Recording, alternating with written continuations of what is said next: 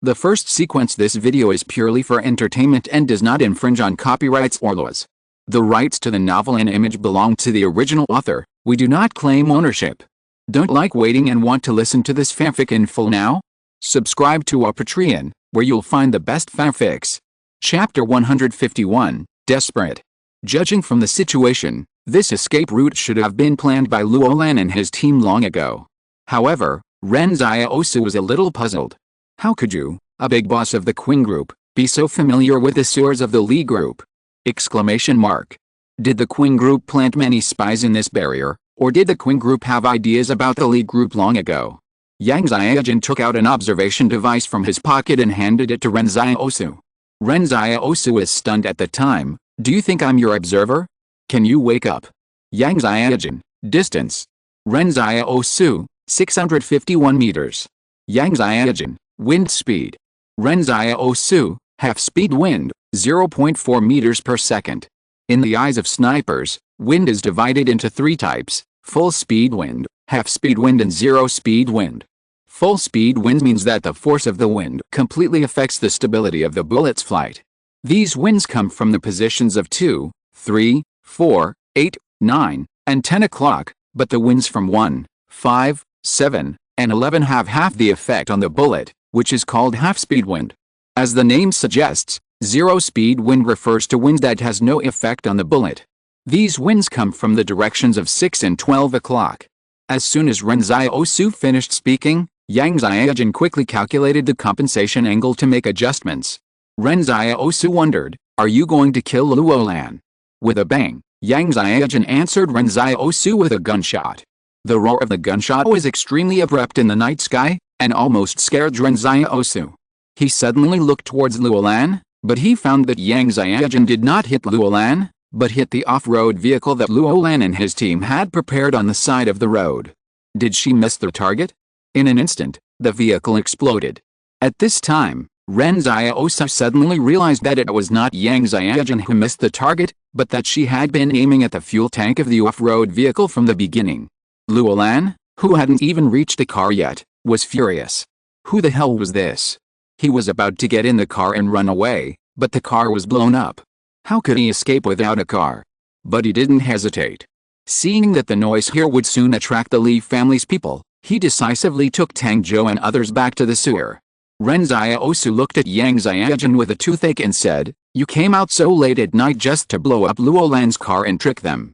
Yang Xiaojun glanced at him and said, "How fun it is." "Fun?"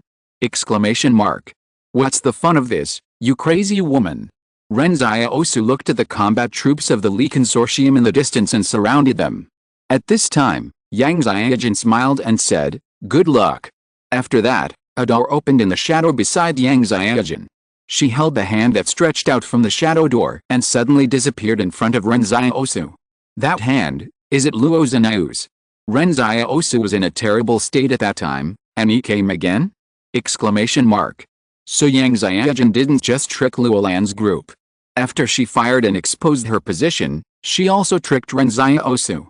At this moment, Ren Xiaosu heard someone yelling, "There is a sniper on the bank building."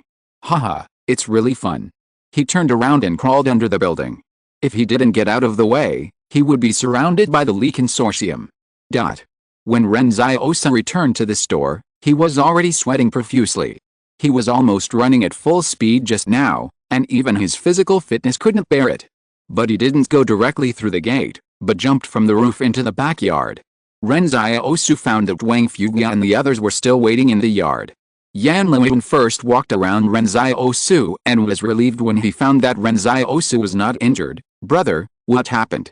The Spark Company had a conflict with the extraordinary people. The Spark Company really had bad intentions.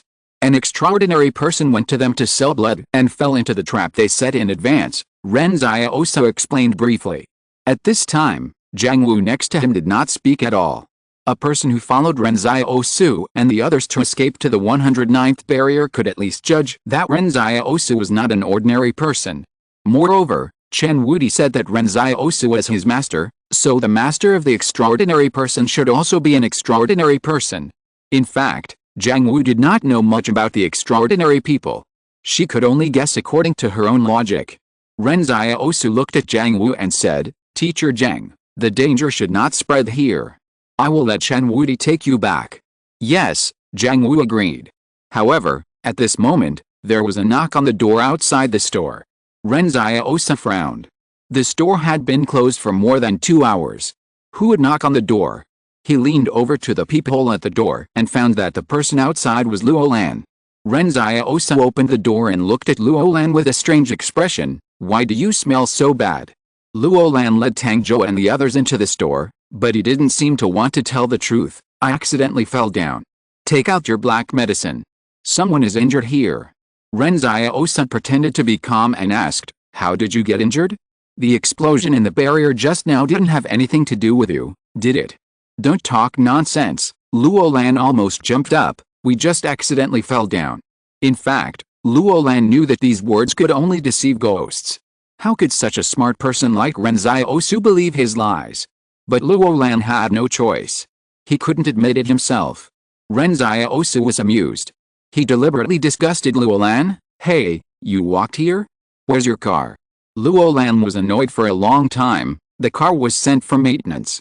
What does maintenance mean? Ren Xiaosu asked curiously. Cars must be maintained every once in a while. Luo Lan glanced at him. Don't you even know this? I've never driven a car, Ren Xiaosu said happily. At this time, Luo Lan glanced at Ren Xiaosu. Don't tell anyone about what happened tonight, otherwise I will reveal that Chen Wudi is a superhuman. Don't worry, Ren Xiaosu took out a black medicine unhappily. He looked at the unconscious person carefully, and guessed in his heart that this might not be one of the 2 superhumans tonight. Luo Lan didn't dare to take this superhuman to the hospital now, so he could only come to Ren Xiaosu. The 2 sides had dealt with each other before. Although Luo Lan was also very dissatisfied with Ren Xiaosu, he always felt that it was most reliable to come to Ren Xiaosu at this time. Suddenly, Luo Lan asked suspiciously, Ren Xiaosu, why are you sweating all over? Did you go out just now? No, Ren Xiaosu pointed to the bicycle in the yard. I was just learning to ride a bicycle. Teacher Jiang Wu is here to teach us. Oh, Luo Lan nodded. Teacher Jiang Wu, are you here to teach them how to ride a bicycle? Jiang Wu smiled and nodded. Yes, they have never ridden before. Jiang Wu's expression was very natural, without any signs of acting.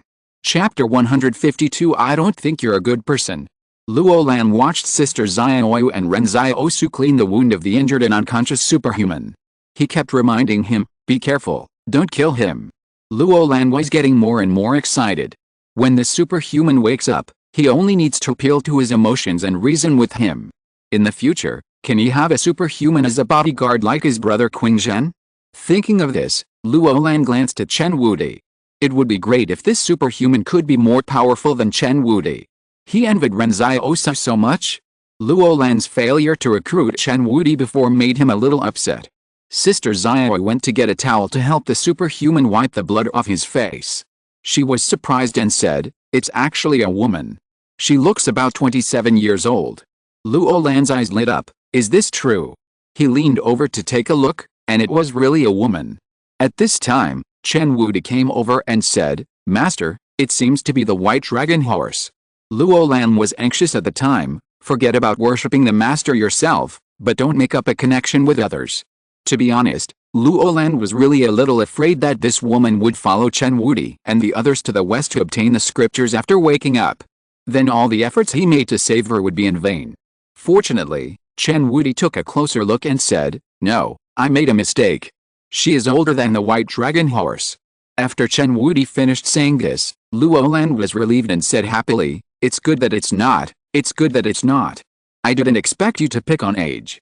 At this moment, Luo Lan suddenly felt that he was also sick, and he really took the words of Chen Wudi, a lunatic, seriously. When Ren Xiaosu saw that it was a woman, he stepped aside and asked Sister Xiaoyu to apply medicine to her. Sister Xiaoyu sent everyone away. When a woman is applying the medicine, men should not look at her. As a result, the extraordinary person woke up at this time. When she saw the people next to her, she suddenly sat up. Who are you? Luo Lan was the first to come over. I saved you from the fire company. The woman looked at Luo Lan carefully. You? Don't look like him. Who doesn't look like him? Luo Lan almost flipped the table. Why don't I look like him? It was really me who saved you from the fire company. But the woman got up and walked out without even saying thank you. She fell to the ground before she took 2 steps. Although the black medicine could quickly relieve her pain, the injury she suffered was not so easy to recover. Sister Xiao hurried over to help her up and comforted her. Your injury is not healed yet, you can't move. As a result, the woman's tears fell one by one. My brother is still in the hands of the fire company. Luolan was stunned when she heard it. The other extraordinary person turned out to be her brother. There were 2 extraordinary people in the same family? But this also made Ren Xiaosu suddenly realize that it was no wonder that she went to save people. Tang Zhou next to him said calmly, then he must have died. You were carrying him on your back and running for your life? The aftershock of an RPG separated the 2 of you. We only had time to save you, but he was not so lucky. Besides, Spark Company only wants blood, not survivors. Ren Xiaosu is silent. When he first heard about Spark Company, he thought that they were trying to keep the fire alive for mankind. But he didn't expect that Spark Company would do anything to get the blood of extraordinary people. Is Yang Xiaojin, who is hostile to Spark Company, a good person? No, Ren Xiaosu always felt that the girl was not a good person. In fact, the definition of good person or bad person is too narrow. The complexity of human nature far exceeds the definition of good and bad. He suddenly asked, Fat Luo, did you rescue him from the Spark Company? Don't implicate us. Don't worry, it won't involve you, Luolan said unhappily, and I won't let you cure diseases and save lives in vain. Tang Zhou will send you 30,000 yuan tomorrow morning. Gradually, the female extraordinary person also woke up calmly. She knew that it was impossible for her to rescue her brother. The most important thing for her to do now was to hide and then find an opportunity to avenge her brother. Luolan squatted beside her and said, Why don't you join us? We happen to have a big grudge with the Spark Company. We killed more than 100 of their people some time ago. At this time Luolan's mind was moved again. No matter what, these were real extraordinary people, and the other party was a woman. As a result, the woman glared at Luolan. I don't think you are a good person. Luolan was angry. How can you be so ungrateful? I really saved you. At this time, the extraordinary person stood up and bowed to Ren Xiaosu and the others. Thank you, my name is Dong Funan. I will repay you when I have the chance in the future. Now I can't stay here, otherwise I will drag you down. Thanks from Dong Funan, +1. Luolan said dejectedly, Why? Why was he the one who saved people, but Ren Xiaosu and the others were thanked? Tang Zhou whispered, Maybe you don't look like a good person, boss. Luolan turned around and looked at Tang Zhou blankly. You old man has become tough lately. However, just as Luolan finished speaking, the extraordinary person named Dong Funan fainted again. What should we do? Sister Xiao looked at Ren Xiaosu. Ren Xiaosu said ruthlessly, Luolan, take her away quickly. At this moment, Ren Xiaosu suspected that Dong Funan was pretending to faint in order to stay with him, but the thanks just now were sincere. She will stay here with you first, and I will pay separately, Luolan said. Please take care of her for me, and I will come with the money tomorrow. Deal, Ren Xiaosu said. Sister Xiao, you help her to your room. Chen Wudi, you guard Sister Xiao's door, and don't let this woman run away before Fatty Luo pays. Okay, master, Chen Wudi said. Ren Xiaosu's series of arrangements simply stunned Luolan. That night, Luolan and the others sneaked away in the middle of the night, and Ren Xiaosu didn't sleep at all to prevent accidents. He took Yan Liwen and the others to school early the next morning. When they arrived at the school gate, they happened to meet Yang Xiaojin. Yan Liwen greeted her obediently. Hello, sister. Yang Xiaojin said happily, hello to you too. I'll bring you some delicious food tomorrow and ask your brother to pass it to you. Yes, Yan Liwen nodded and agreed. Ren Xiaosu watched this scene from the side and always felt that something was wrong. When did these two people have such a good relationship? Exclamation mark. At this time, Yang Xiaojin suddenly asked curiously, Ren Xiaosu, didn't you ask teacher Jiang Wu to teach you how to ride a bicycle yesterday? Why didn't you ride it today? Didn't you learn it? Ho ha ho ha, how could I not learn such a simple thing? Ren Xiaosu laughed. Then why don't you ride it? Yang Xiaojin asked. Ren Xiaosu pondered for a moment and said, I sent my bicycle for maintenance. Yang Xiaojin. Chapter 153 to Ren Xiaosu. You said you sent your bike for maintenance. Yang Xiaojun confirmed with a strange look. Yes, Ren Xiaosu realized that he might have said something wrong when he looked at the other person's expression, but he didn't realize where he was wrong. Then, Ren Xiaosu saw Yang Xiaojun laughing so hard that she couldn't even stand up straight in broad daylight at the school gate. What's so funny? Ren Xiaosu walked into the school gate with a dark face, leaving Yang Xiaojun alone to continue laughing foolishly at the school gate. As soon as Ren Xiaosu entered the classroom, Yang Xiaojun followed him in. The two of them sat in the last row and became new deskmates. At this time, Yang Xiaojun tried her best to restrain herself from looking at Ren Xiaosu, otherwise she would laugh again when she saw Ren Xiaosu. Is it so funny? Ren Xiaosu wondered. If you didn't learn how to ride a bike, you didn't learn how to ride a bike, Yang Xiaojun said. Why are you looking for such a lame excuse? But when I asked Luo Lan about his bike yesterday, he said that his bike was sent for maintenance. Ren Xiaosu was puzzled. That's a car, Yang Xiaojun explained with a smile. Car maintenance means changing the engine oil and filter. Your bicycle doesn't have an oil filter. At this moment, Ren Xiaosu realized where he was wrong. It turns out that bicycles don't need maintenance. He suffered a great loss from poverty.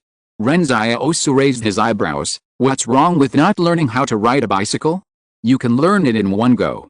Yang Xiaojun said seriously. Yes, I learned it in one go. Ren Xiaosu shut up and didn't say anything. He thought, why not try to use the basic skill learning map to see if he can extract a bicycle skill from the other party? Based on past experience, Yang Xiaojun's bicycle skill is likely to be advanced, or even master level. But Ren Xiaosu is smart now. Before learning, he always asks Guangdian, what is the level of Yang Xiaojun's bicycle skill? Guangdian said, the other party has no bicycle-related skills.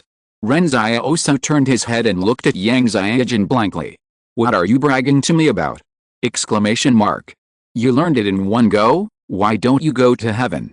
At this time, Ren Xiaosu discovered that Yang Xiaojun didn't even need to draft her lies, she just spoke without thinking. Ren Xiaosu had learned this idiom when he was attending classes in the school before, but later he looked through the dictionary collected by Zhang Jinglin and found that it should be, so he asked Zhang Jinglin what was going on. Zhang Jinglin said that it might be a homophone before, but now it is written as instead of, and this idiom describes a person who is talking nonsense. After the bicycle incident, Ren Xiaosu felt that the information he got from Yang Xiaojun should also be viewed dialectically. The bell rang, and the math teacher of class 3 of senior 3 walked in. He stood on the podium and said slowly, I will take charge of your math class for the time being. Everyone open your books. Today we will review the probability part. Ren Xiaosu didn't understand these courses beyond the town, so he simply started to review according to his own plan, wanting to catch up as soon as possible. Jiang Wu said that the final exam was coming soon. He would definitely not know anything in this exam. He could only hope that he would do better in the next exam. According to Jiang Wu, as long as he spent enough energy, he could make up for the 3-year high school course in 1 year. If he was smart enough, it would be possible in half a year. Ren Xiaosu thought that if he caught up with the progress in the college entrance examination, he might be able to go to the university to have a look. Suddenly, Ren Xiaosu found that Yang Xiaojun had fallen asleep on the table. He wrote a small note and poked Yang Xiaojun's arm. Don't you study? Then why did you come to school to attend classes? Yang Xiaojun stood up, looked at him, and replied with a small note, come to sleep. Ren Xiaosu replied with a note, why don't you sleep at home? Why do you sleep here? Yang Xiaojun, I sleep well in school. In fact, Ren Xiaosu had another purpose for writing the small note. He wanted to confirm whether the person who stuffed the note into the crack of their store door before was Yang Xiaojun. However, Yang Xiaojun seemed to have seen through Ren Xiaosu's intentions. The two of them sat at the same table but pretended to be ignorant and tested each other. Ren Xiaosu kept writing notes, while Yang Xiaojun deliberately did not use her usual handwriting. Ren Xiaosu wrote, is there anything delicious around here? Except for bicycles, what other cars can't be maintained? What did you eat last night? The notes from both of them were basically nonsense. Ren Xiaosu didn't believe that Yang Xiaojun could keep pretending. A series of nonsense notes were passed back and forth. Yang Xiaojun frowned and changed the font to the one she usually used. I stuffed the note in the store. Just tell me what you want to do. No more pretending, let's show our cards. Ren Xiaosu replied with a note, so you told me that it's not advisable to stay here for a long time because you used my name and were afraid that I would find out. This time Yang Xiaojun completely ignored Ren Xiaosu. Suddenly, the math teacher on the podium said, "The two students at the back, stop passing notes." All the students in the class looked at Ren Xiaosu and Yang Xiaojun with ambiguous eyes, and the math teacher asked, "What are your names?" "My name is Ren Xiaosu." "My name is Ren Xiaosu too." The math teacher was furious. "Do you two think I'm easy to fool?" At this moment, Ren Xiaosu felt that he was really wronged. A student whispered to the math teacher, "Teacher, they are really both called Ren Xiaosu." "Yes, teacher, this is true." The math teacher was stunned. He went to the office to get the student list of class 7 of senior 3, and found that there were really two Ren Xiaosu. What the hell? He pondered for a long time and realized that this was indeed a misunderstanding, but he couldn't let the conversation stand still. "Ren Xiaosu, the one wearing a baseball cap, answer the question on the blackboard." Ren Xiaosu was happy at that time. "Yang Xiaojun, you have calm to this day." However, the next moment, Ren Xiaosu was stunned. He watched Yang Xiaojun take off her cap without paying attention to anyone around, and then put it on his head. "Is there such a thing?" Exclamation mark. But Ren Xiaosu didn't think about anything else at this time. He was deeply shocked by Yang Xiaojun's exquisite and stunning face. In an instant, Ren Xiaosu felt that Yang Xiaojun might wear a cap just to cover her beauty, not to hide her identity. This should be the first time Ren Xiaosu saw her take off her cap, like a glimpse of a beautiful woman. The whole class held their breath. Like Ren Xiaosu, they didn't expect Yang Xiaojun to be so beautiful. The only one in the classroom who was still calm was the elderly math teacher. "Ren Xiaosu, the one wearing a hat, stand up and answer the question." Ren Xiaosu came to his senses and pointed at himself. "Me?" "Yes, it's you," said the math teacher. Ren Xiaosu was shocked again. "Teacher, didn't you see that you just put this hat on me?" The math teacher was also amused. "The girl is so pretty, I don't even have the heart to ask questions. You should stand up and answer the question." Ren Xiaosu. Chapter 154 Reprint. Gate of Shadows. Because of the relationship between Zhang Jinglin and Zhang Wu, Ren Xiaosu still has great respect for the profession of teacher. Ren Xiaosu stood up and said honestly, "Teacher, I don't know how to answer the questions on the blackboard. I didn't learn these questions in the market town before. Now I am starting to make up for it from the first year of high school." "Well," the math teacher nodded, "don't pass small notes in class. If you don't know anything, you can come to the teaching and research office to ask me. I'm on the 3rd floor." "Thank you, teacher," Ren Xiaosu said politely. "Sit down," the math teacher said with a smile. In fact, many students in the barrier school don't study much when they reach the 3rd year of high school, because the university in the barrier is actually not big, and the number of students admitted is limited, so 90% of the students in this barrier have no chance to continue their studies. When everyone leaves high school, they will immediately consider whether to go to work to make money, or go to some technical colleges to learn some skills to rely on, such as machinery repair, agricultural and trade breeding, excavators, cooking. After graduation, they will naturally become the cornerstone of this barrier. The barrier has high-end research laboratories, including that university, which is mainly engaged in research in various disciplines. These days, college students in the barrier are very valuable, and they represent the knowledge structure of the barrier. But a complete society cannot have only superstructures, so the foundation is also indispensable. Just as refugees need to do basic work such as farming and mining, most ordinary people in the barrier also need to do basic work such as cleaning and greening vegetation. During the first break, Zhang Wu came to the classroom. She taught Chinese, but Chinese classes are usually in the 3rd or 4th period. In this era, physics, chemistry, and mathematics are the most important courses. Zhang Wu stood on the podium and said, "Everyone, please be quiet. You all know that our class has just been established. We are still short of a monitor and a study committee member, as well as representatives for each subject. So I want to use this break to let everyone choose." A student named Zhu Pian laughed and said, "No need to choose. Let Ren Xiaosu be the monitor." After the previous series of events, these students have actually become very close to Ren Xiaosu, and everyone respects him. So if they were to choose a monitor, everyone would subconsciously choose Ren Xiaosu. At this time, Someone jokingly asked, which Ren Xiaosu? Haha, both Ren Xiaosu will be elected. The male will be the monitor and the female will be the study committee member. This way, it will be easier to distinguish them.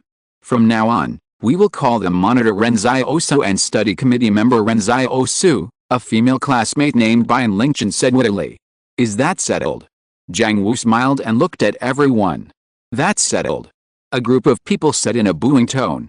Ren Xiaosu was in the last row, wondering if the monitor could get more subsidies or something. This was decided without asking for my opinion. Yang Xiaojun had already put her cap back on. Ren Xiaosu looked at her and whispered, what do the monitor and the student committee do?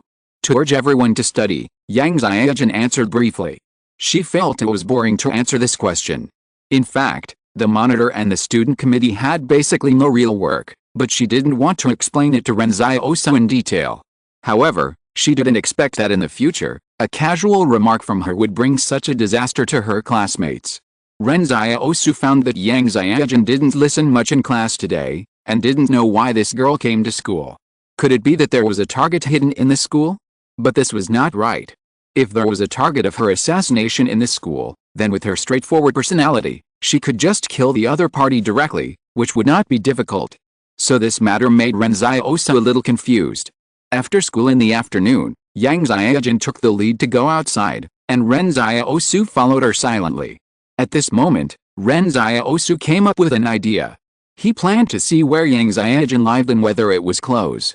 After all, this girl also bought things to make bombs. If the other party fought with a fire company at that time, he would know where not to go. However, Yang Xiaojun walked further and further away. When she walked into a small alley, Ren Xiaosu suddenly saw Yang Xiaojun turned around and smiled at him. Then a door opened again in the shadow of the alley and a hand was stretched out. No need to think, this is Luo Zinayu taking Yang Xiaojun home. Ren Xiaosu was shocked at the time. This method can save a lot of tram fare. The last time he saw Luo Zinayu taking Yang Xiaojun away like this on the rooftop, he hadn't reacted yet. After returning home, Ren Xiaosu regretted it a little. Why didn't he use the skill learning map on Luo Zinayu at that time? This time, Ren Xiaosu will not miss the opportunity again. He said in his mind, use the basic skill learning map, use the perfect skill learning map. Ren Xiaosu now has 2 maps, and he used them all at once. If he didn't learn any extraordinary abilities, he could try to learn the other person's master level skills. The palace's voice rang out, the other person's advanced skill has been randomly selected, nose picking. Do you want to learn it? What the hell? Ren Xiaosu is stunned. Can't you two have some normal skills? Exclamation mark. You are a well-dressed celebrity, why do you have such a strange skill? What if the advanced nose picking is more clean? Exclamation mark. But there is still a chance, the judgment of the perfect skill learning map has not been announced yet. The next moment, before Yang Xiaojun completely disappeared, the target's master level skills or supernatural abilities will be randomly drawn. If you do not have the corresponding advanced skills after drawing the master level skills, you will not be able to learn. The target has multiple master level skills or above, and the supernatural ability Shadow Gate has been randomly drawn. Do you want to learn it?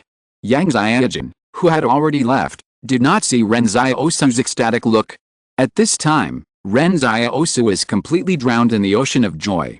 To be honest, Luo Zinayu must have a lot of master level skills, and even perfect level skills, so it is actually a very small probability to want to draw supernatural abilities, but Ren Xiaosu did not expect that he really drew his second supernatural ability. The first ability Shadow was so powerful, and this time, it was even more important. Ren Xiaosu tried to use this ability, and in an instant, 2 shadow gates opened in front of him, one for the entrance and the other for the exit. The only flaw is that Ren Xiaosu may have just obtained this skill, so he is not sure where to open the exit. The exit position in front of him is quite different from what he imagined. Originally he wanted to open it on the left, but now it is on the right. But it doesn't matter. Ren Xiaosu looked at this scene with a smile on his face.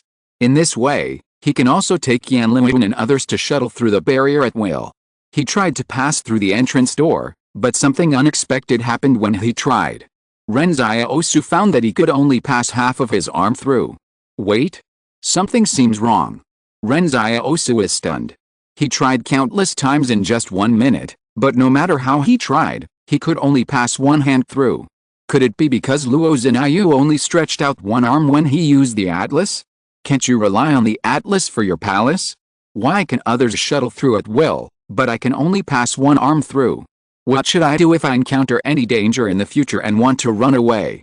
Run with your hands first? My house will be cut off from water and electricity later, and it will be cut off until tomorrow morning. I will update it in advance today. Thanks to the 3 classmates who can't finish reading and can't see through, Zhang Shen, the archer, and Zhe who are the new allies of this book. Chapter 155 Research Results. In fact, Ren Xiaosu is a very contented person.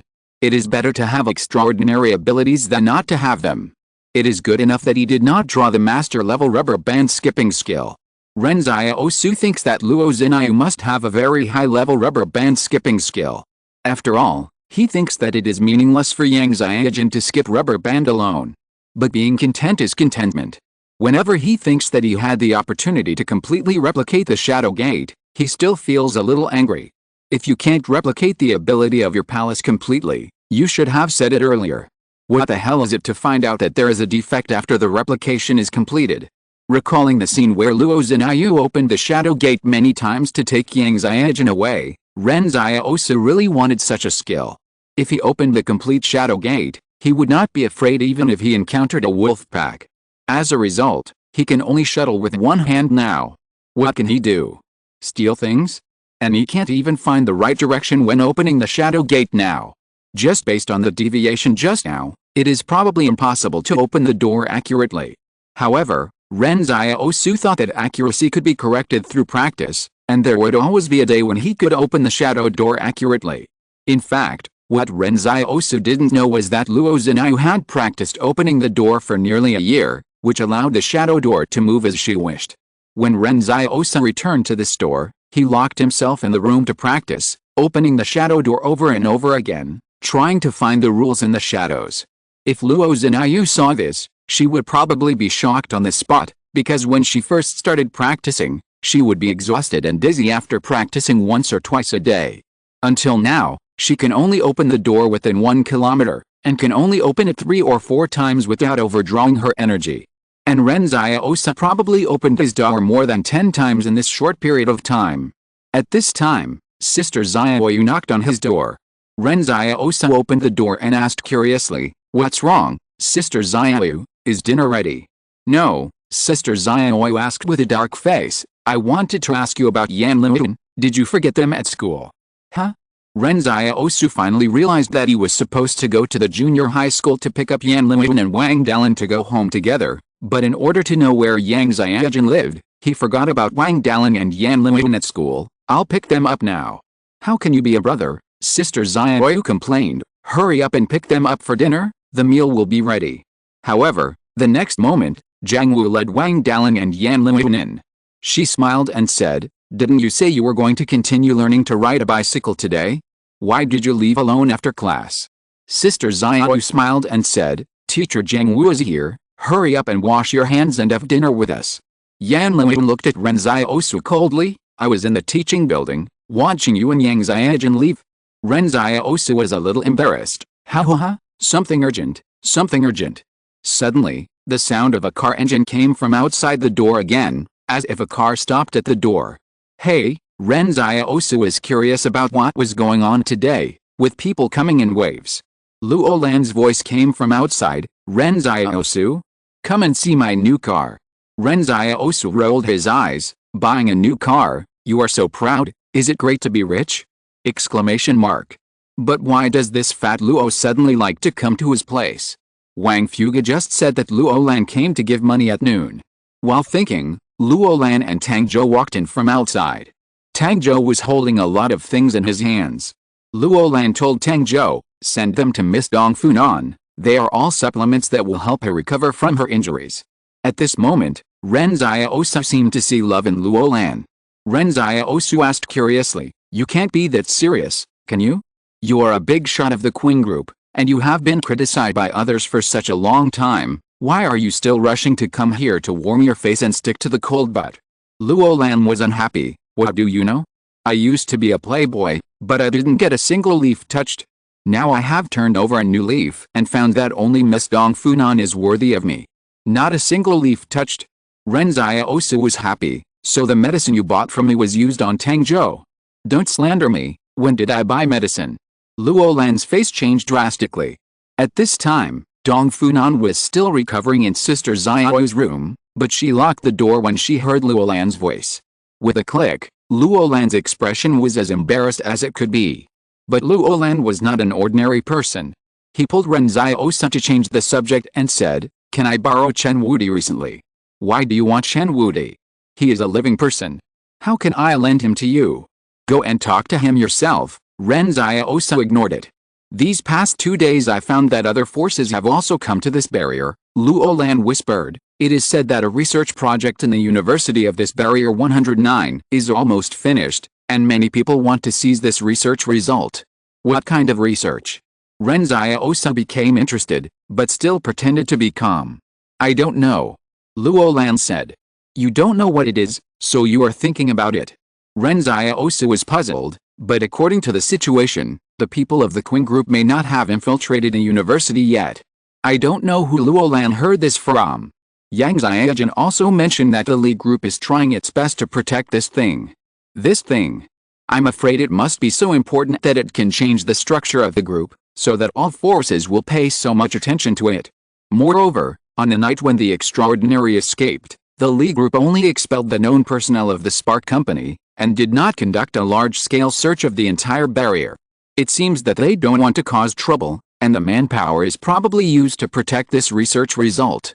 But Ren Xiaosu is curious, how could the Qing group not know what this research result is? Everyone knows about it, but you are the only one who is kept in the dark? "We haven't paid attention to this university either," Luo Lan said, "but with so many forces eyeing it, it must have a very special value. So, you order Chen Wudi to protect me, and I'll pay." Ren Xiaosu felt that Luo Lan was just lying with his eyes open. The other party must know what the research results are, but just doesn't want to tell him. He shook his head and rejected Luo Lan. "If you want Chen Wudi to protect you, just tell him yourself, I won't order him." At this moment, someone from the Qing group came in. He whispered a few words to Luo Lan and left in a hurry. Ren Xiaosu looked at the man's back. He felt that the Qing group might be plotting something. Ren Xiaosu was thinking about what this research result was, but he didn't know. If he knew where it was, could he steal it through the shadow door or something? Seeing that Ren Xiaosu had no intention of lending him money, Luo Lan stopped talking and simply went to talk to Dong Funan's door. Before he could say a few words, Dong Funan said coldly from inside, "When you lose weight, I will come out to see you." Ren Xiaosu smiled cheerfully and said, "I'm afraid I won't be able to see you then." Luo Lan got angry. "Why are you saying such discouraging things? It's just about losing weight. I can lose weight soon." As soon as he finished speaking, Luo Lan whispered to Tang Zhou next to him, "How can I lose weight quickly?" Ren Xiaosu smiled and said, "Eat a steamed bun in the morning, a steamed bun at noon, and a steamed bun at night, and you will definitely lose weight." Luo Lan fell into deep thought. "Eat it before or after meals." Ren Xiaosu. If you're listening to this novel on a channel other than Fanfic World, it means they downloaded and uploaded it without effort. We cordially invite you to visit our channel, Mundo Fanfic Novelists. There you'll find the original version of this story, and you can explore many other novels of various genres. We're waiting for you to immerse yourself in a world of incredible novels. Chapter 156, Black Shop Selling Black Medicine. Ren Xiaosu felt that Luo Lan might have an obsession with the extraordinary people. Previously, Chen Wudi said that Bimbo wanted to rebel against him, but he was seen through by his fiery eyes. How could he, the great sage equaling heaven, work for a monster? That's definitely not possible. Monsters don't go to the west to obtain scriptures.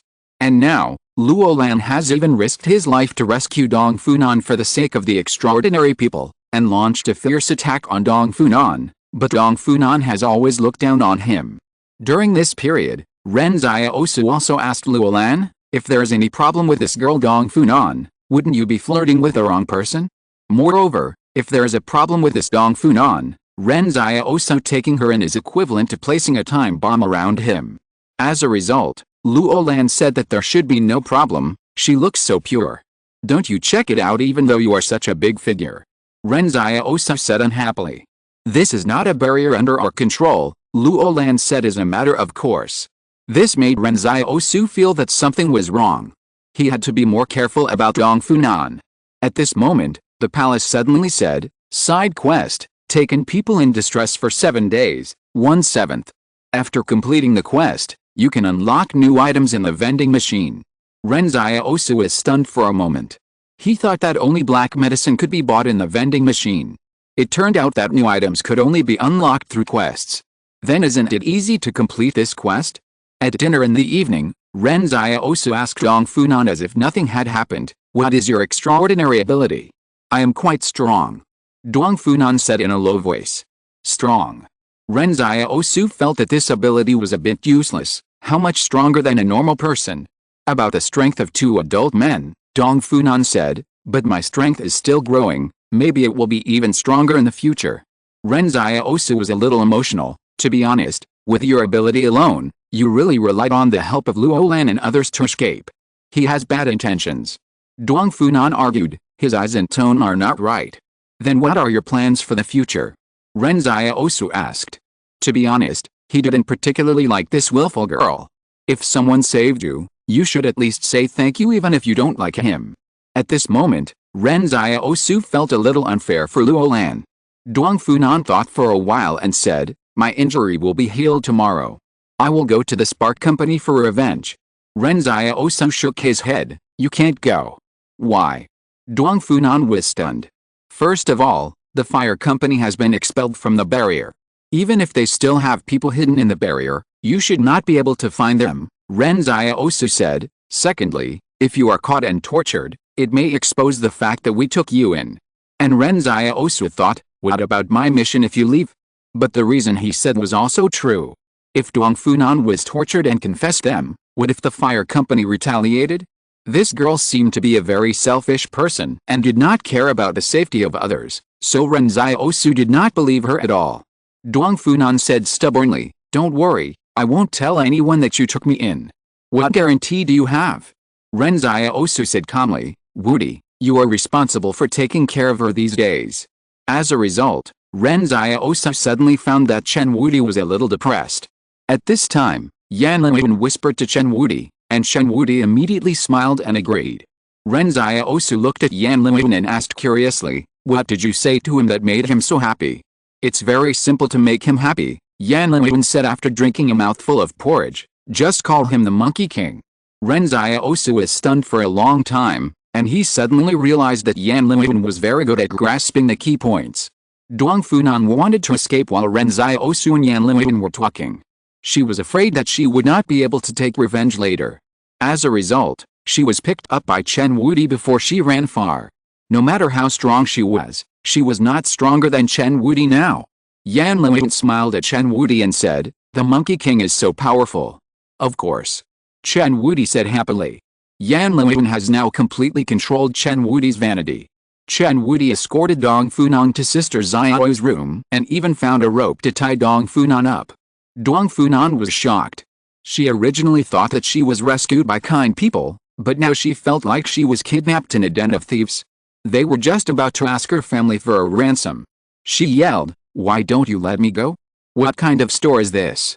It must be a black shop. You must be selling black drugs." At this time, everyone looked at her quietly. Sister Xiao smiled and said, "You are really selling black drugs?" Dongfunan. Before this, she thought that Sister Xiao was very gentle and must be a good person, but at this moment she found that Sister Xiao was actually in the same group with those bad guys. "I didn't expect you to be this kind of person," Dongfunan said angrily. "We didn't expect you to be this kind of person," Ren Xiaosu said. Dongfunan wanted to yell for help, but before he could yell, Chen Wudi stuffed his mouth with a pillowcase. Ren Xiaosu sneered, "Letting you stay here is a very polite way of saying it to you. Even if you don't consider yourself, you have to consider my family. If you dare to run away again, I will break your legs." If he hadn't accepted the mission and received Luo Lan's money, Ren Xiaosu might have. The next day was the weekend, and Luo Lan ran over to talk to Dongfunan early in the morning, but he couldn't get a response from Dongfunan after talking for a long time through the door. Dongfunan used to scold him, but now he doesn't scold him anymore. Luolan turned and looked at Ren Xiaosu. Did Dong Funan leave? Or did you do something to her? Ren Xiaosu said calmly, no, she just doesn't want to talk to you. Luolan was puzzled, but why doesn't she even scold me? Ren Xiaosu pondered, maybe she is tired of scolding. Oh, Luolan expressed his understanding. You can't deal with this girl. Ren Xiaosu thought about asking Luolan to just give up, so that he can deal with Dong Funan after 7 days. Luolan said melancholy, I haven't found a target yet. Well, Ren Xiaosu realized that Luolan was not a passionate player. When he found the next target, he might give up Dong Funan. He said to Luolan, good luck. At this time, Tang Zhou came to find Luolan, and Luolan left in a hurry as if he had something urgent. Brother, Yan Luolan said as he looked at Luolan's departing figure, Luolan must be planning something. I wonder if it will implicate us. They all got the status of barrier residents through Luolan's relationship, but if Luolan messes things up, I'm afraid they will be dragged into the liquidation of the Li Consortium. No matter what, Ren Xiaosu frowned and said, you will guard the door of our room today. I'm going to start making bombs. This is our trump card. By the way, let's experiment with something. Ren Xiaosu pulled Yan Luolan into the room, and the next moment Ren Xiaosu said, I have a new ability that can open a door in the shadows. Let's try it now to see if I can pull you into this door. Okay, Yan Luolan didn't ask Ren Xiaosu how he got this ability, nor did he ask Ren Xiaosu how he learned to make bombs. Ren Xiaosu said seriously, stand back a little. I'm going to open the shadow door in front of you. The next moment, Ren Xiaosu opened the shadow door in his mind, and Yan Luolan stared blankly at the ceiling above his head. Brother, can you control this door? The shadow door that Ren Xiaosu originally intended to open in front of Yan Luolan was horizontal on the ceiling. No, I'll try again. Believe me, I'm very confident. A small mistake is nothing. Who hasn't made mistakes? Ren Xiaosu said awkwardly, and then the door opened to the floor. Yan Luolan said calmly, brother, you'd better not use me as an experiment. I'm a little panicked. Chapter 157 It's a miracle. In the end, for safety reasons, Ren Xiaosu gave up the idea of using Yan Luolan for the experiment. After all, he couldn't control this thing well. What if Yan Luolan got into trouble after passing through the shadow gate? However, Ren Xiaosu had other thoughts. When the shadow gate was copied from Luo Zinayu, the gate was about 2 meters long.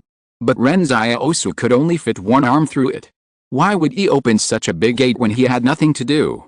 It would easily attract other people's attention. So Ren Xiaosu was thinking, could he make this gate smaller, just enough for one arm to pass through? When he was thinking this, Yan Luolan next to him saw that the shadow gate that appeared on the ceiling again began to shake, as if some rules were resisting Ren Xiaosu's will. Ren Xiaosu realized that the specifications of this shadow gate seemed to have been fixed since its birth and could not be shaken at all. This was a collision of wills. But isn't ability meant to serve will? This ability that transcends the mundane comes from will itself. Yan Luolan saw sweat on Ren Xiaosu's forehead, but he didn't interrupt him rashly. The next moment, Yan Luolan saw that the edge of the shadow gate suddenly collapsed and began to shrink. If Luo Zinayu was here, she would probably be shocked, because even if she was the creator of the ability, she could not change the size of the shadow gate. Ren Xiaosu breathed a sigh of relief. At this time, the shadow gate was only a circle as thick as his arm. He closed the shadow gate, and when he opened it again, Ren Xiaosu found that he could control the size of the shadow gate at will. The only regret is that no matter how big it is, it can only pass through one arm. This is so unscientific. I have clearly completely mastered this ability. Why is there still this limitation? Ren Xiaosu wondered to the palace in his mind. Did you do that? The palace said, I have no authority to tell you. Ren Xiaosu. At this time, he was probably very sure that the disgusting condition of only being able to pass through one arm was due to the palace's rules. Ren Xiaosu said to Yan Luolan, tomorrow when you go shopping with Sister Xiaoyu, buy a live chicken. Okay, Yan Luolan agreed. Brother, what's the use of your ability? It's very useful, Ren Xiaosu said seriously. Even if you can only pass through one arm, you can still hit someone when they are caught off guard. No one knows who did it yet. Although this ability is still a little imperfect, it fits Ren Xiaosu's personality very well. The next morning, Yan Luolan went shopping with Sister Xiaoyu. But when Wang Fuge just opened the shutter door of the store, he saw a familiar face waiting at the door. Yan Linfeng from Zicheng district. Yan Linfeng came in with a swagger. I heard that you are selling a special medicine here. Wang Fuge thought that business had finally come to him. You know, it has been nearly a week since the last time someone bought medicine. Logically, the effect of the medicine should have spread, but he waited and waited, but no customers came. Originally, Wang Fuge was still a little uneasy, but now that Yan Linfeng came, it meant that the effect of the medicine had been publicized. But Wang Fuge was not in a hurry. He replied with a smile, yes, we are selling a special medicine for men here, but because the production process is complicated, we only sell 1 dose a week. Oh, Yan Linfeng said carelessly, how much is a dose? 2,000, Wang Fuge said with a smile. Why don't you go and grab it? Yan Linfeng was surprised. Why did I hear it was 800 per dose? Because the raw materials required in the formula are getting less and less, the black medicine that can be produced in the future may also be less and less, Wang Fuge replied lightly. For an old swindler like him, it is not easy to find a reason. At this time, Ren Xiaosu came over from the backyard, and Yan Linfeng said after thinking for a while, give me a dose. Sorry, we will only start selling this week's black medicine tomorrow, and the time is fixed every week. Wang Fuge was unmoved and insisted on being arrogant. Yan Linfeng was unhappy. Do you know who I am? Ren Xiaosu was happy. That was too much, but he did not respond, but changed the subject and said, last week, Section Chief Chen from the order department came to ask, and we all refused.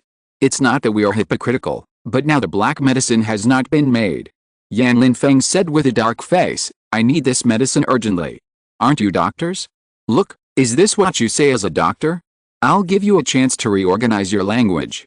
Ren Xiaosu was stunned for a moment. What should a doctor say? He thought for a long time and said, I'm sorry, we have tried our best. Yan Linfeng. Are you talking human language?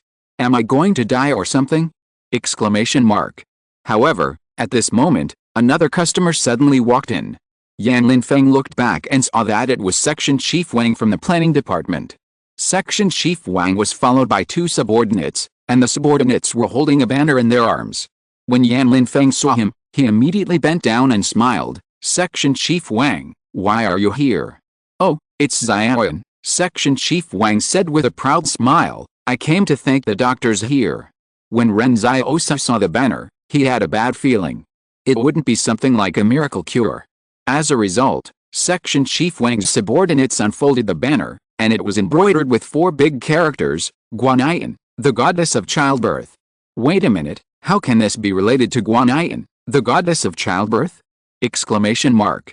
Yan Linfeng, who was standing aside, was also confused. How could there be this function?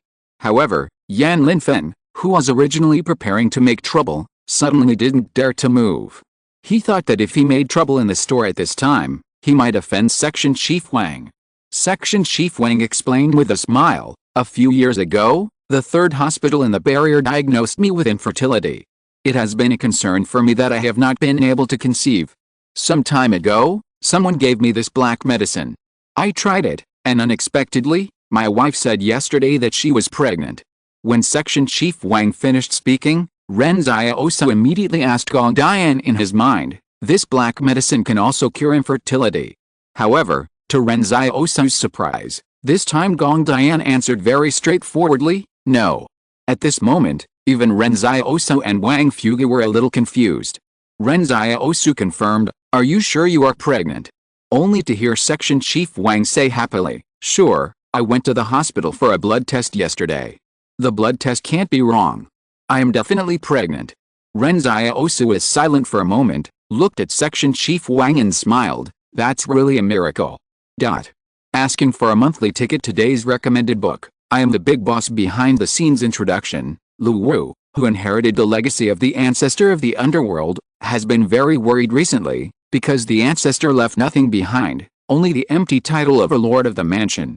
Under such circumstances, Lu Wu extradited the players from the Yang world and began his own journey of conquest, relying on the power of the players.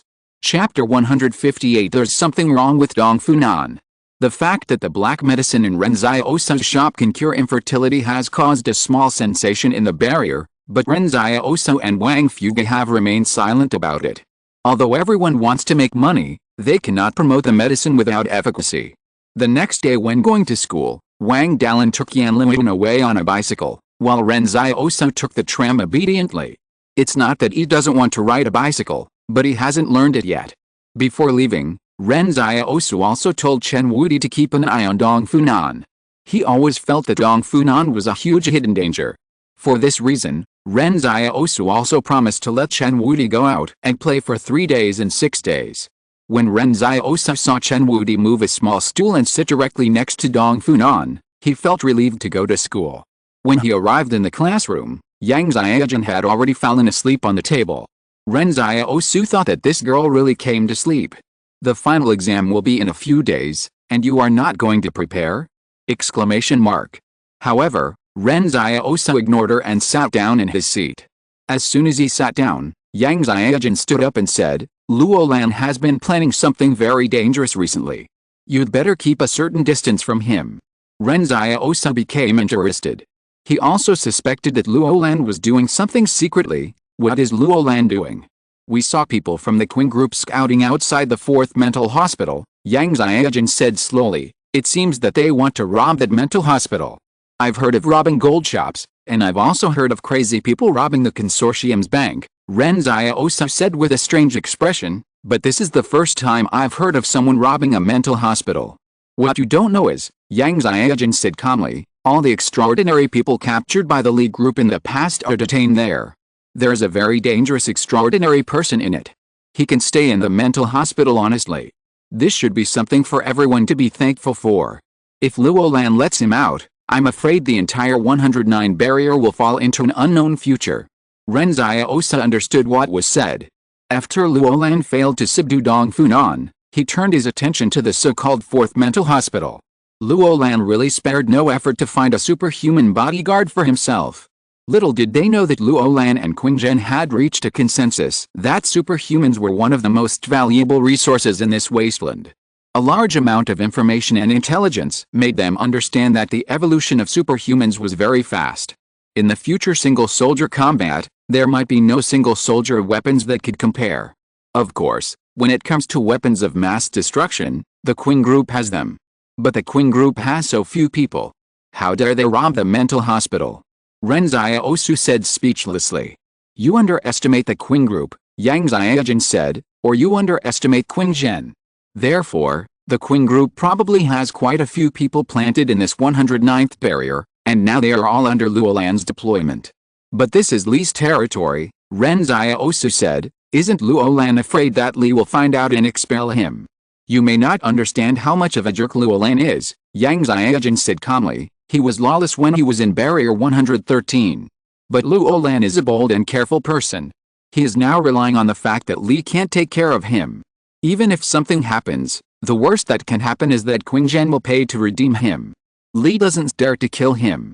Well, he still doesn't know much about Luolan. Ren Xiaosu asked curiously, are you so afraid of the people in the 4th mental hospital? It's not fear, Yang Xiaojun corrected, it's worry that he will bring too much uncertainty to the situation.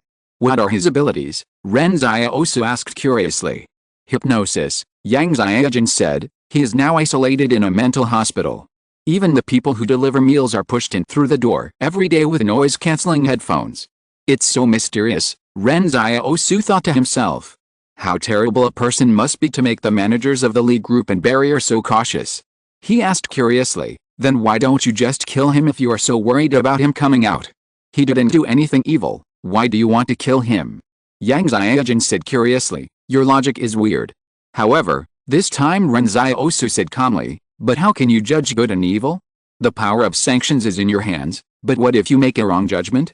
You said that Qingzhen and Spark Company both want to control things that they cannot control, but who decides the criteria for this judgment? Yang Xiaojun fell silent and said, the world was destroyed by those things. We just don't want to see the world fall into despair again. Ren Xiaosu is stunned. This was a result of a previous cause. The organization that Yang Xiaojun belonged to was cleaning up the things that had destroyed the world.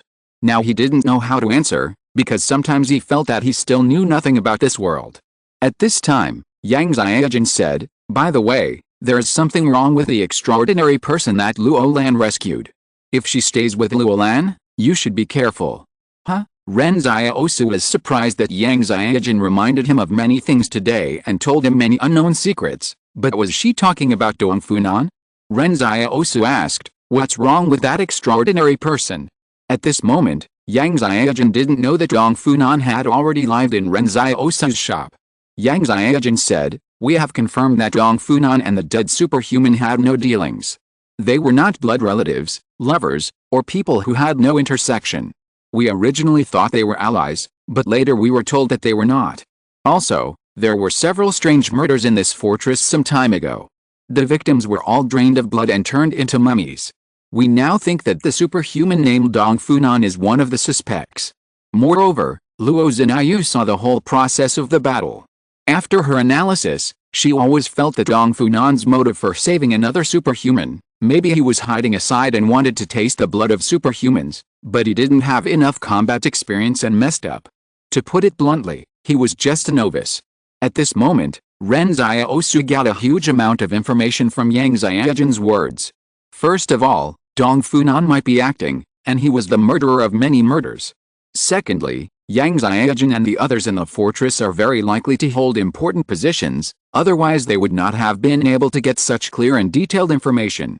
That Dong Funan is in our store now, Ren Xiaosu said calmly. Why don't you go back quickly? Yang Xiaojin frowned and said, I can ask Luo Zinayu to take you back.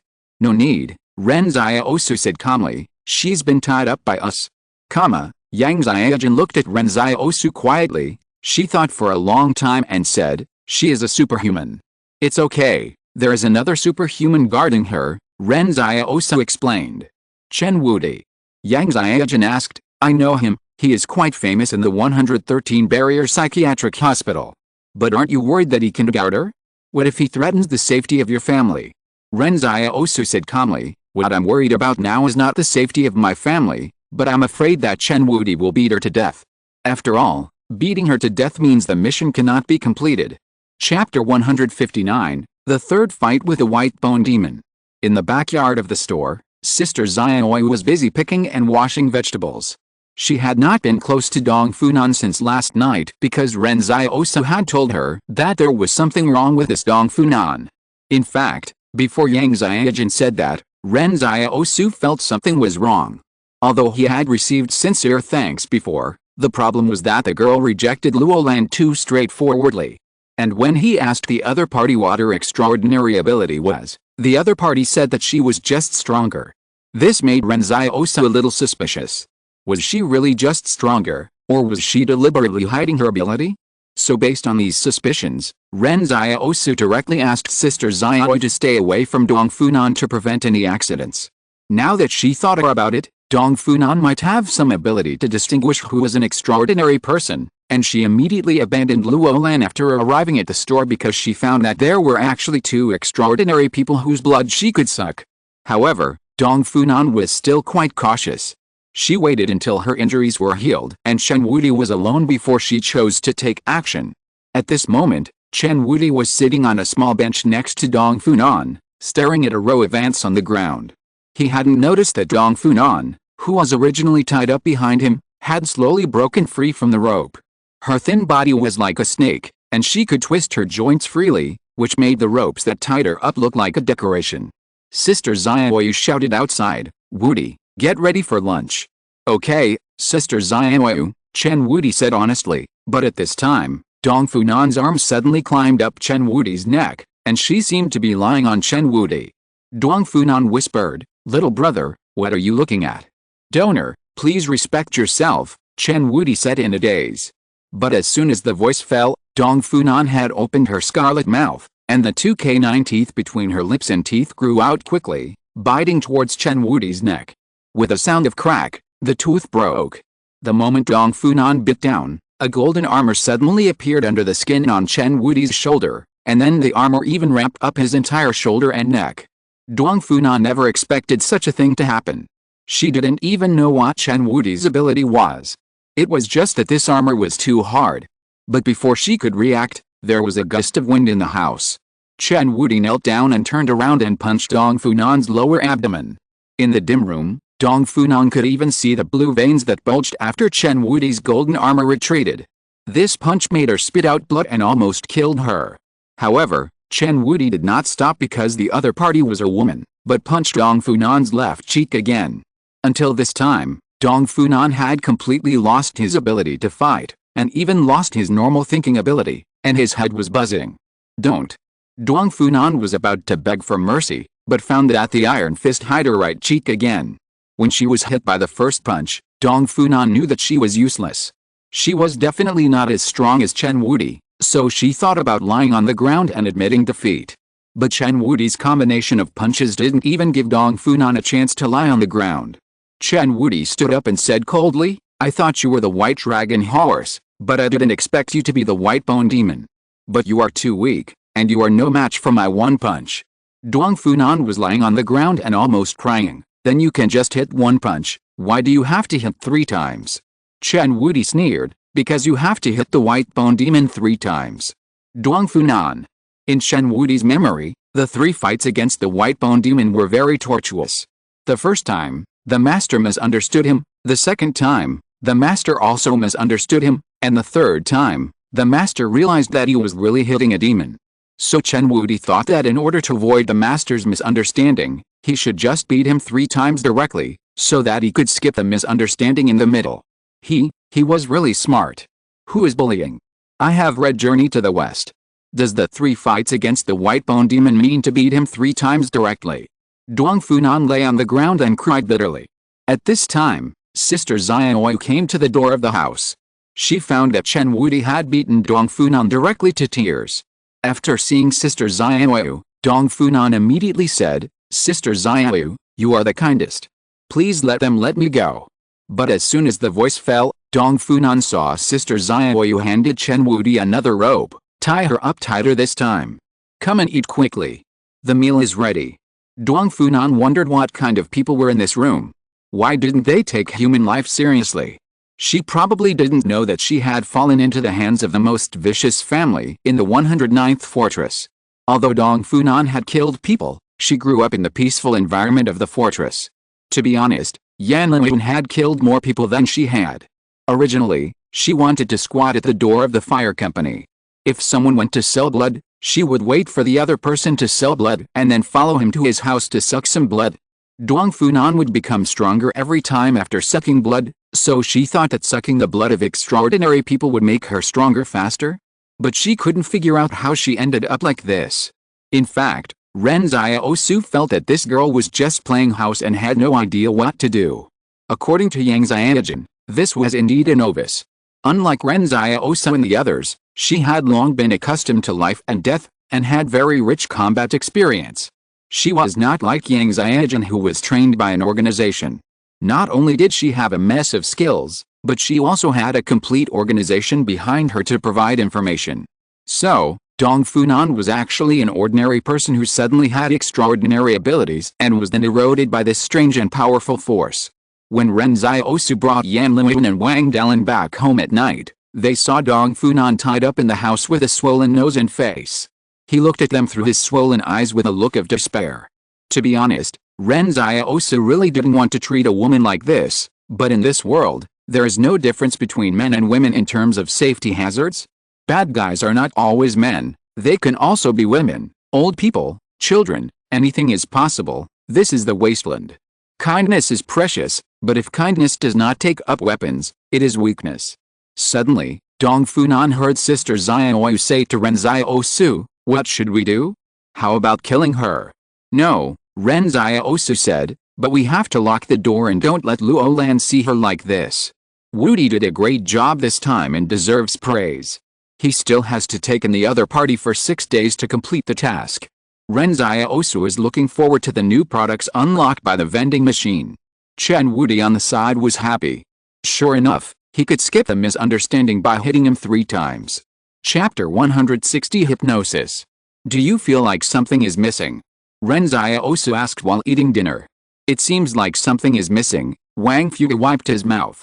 Yan Liwen said, the voice of Luo Lan coming to please Dong Funan is missing. This evening was very unusual. Luo Lan? who had been running to the store 3 times a day these days, didn't come once. Ren Xiaosu immediately realized that Luo Lan and his men were planning to rob the 4th mental hospital. Wouldn't it be tonight?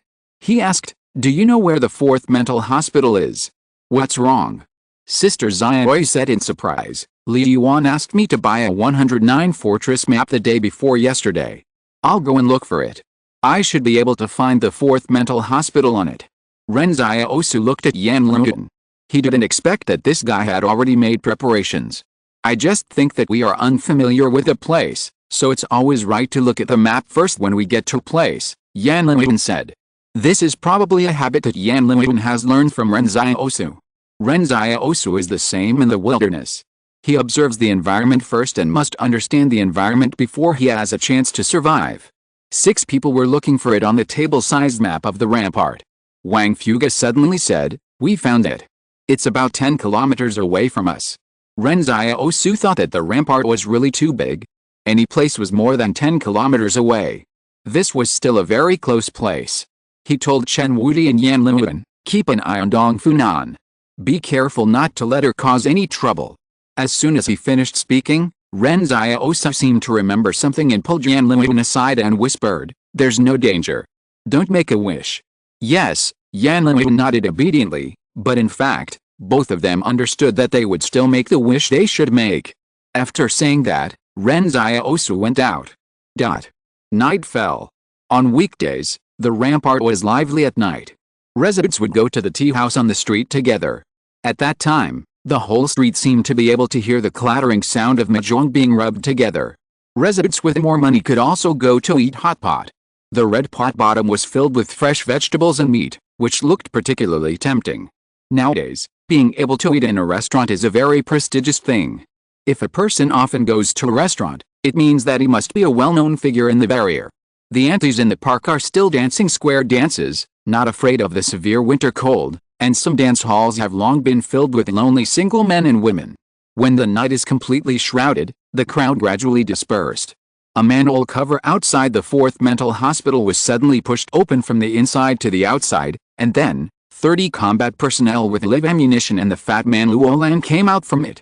These people's guns are equipped with silencers, and their faces are painted with camouflage. They are extremely well prepared.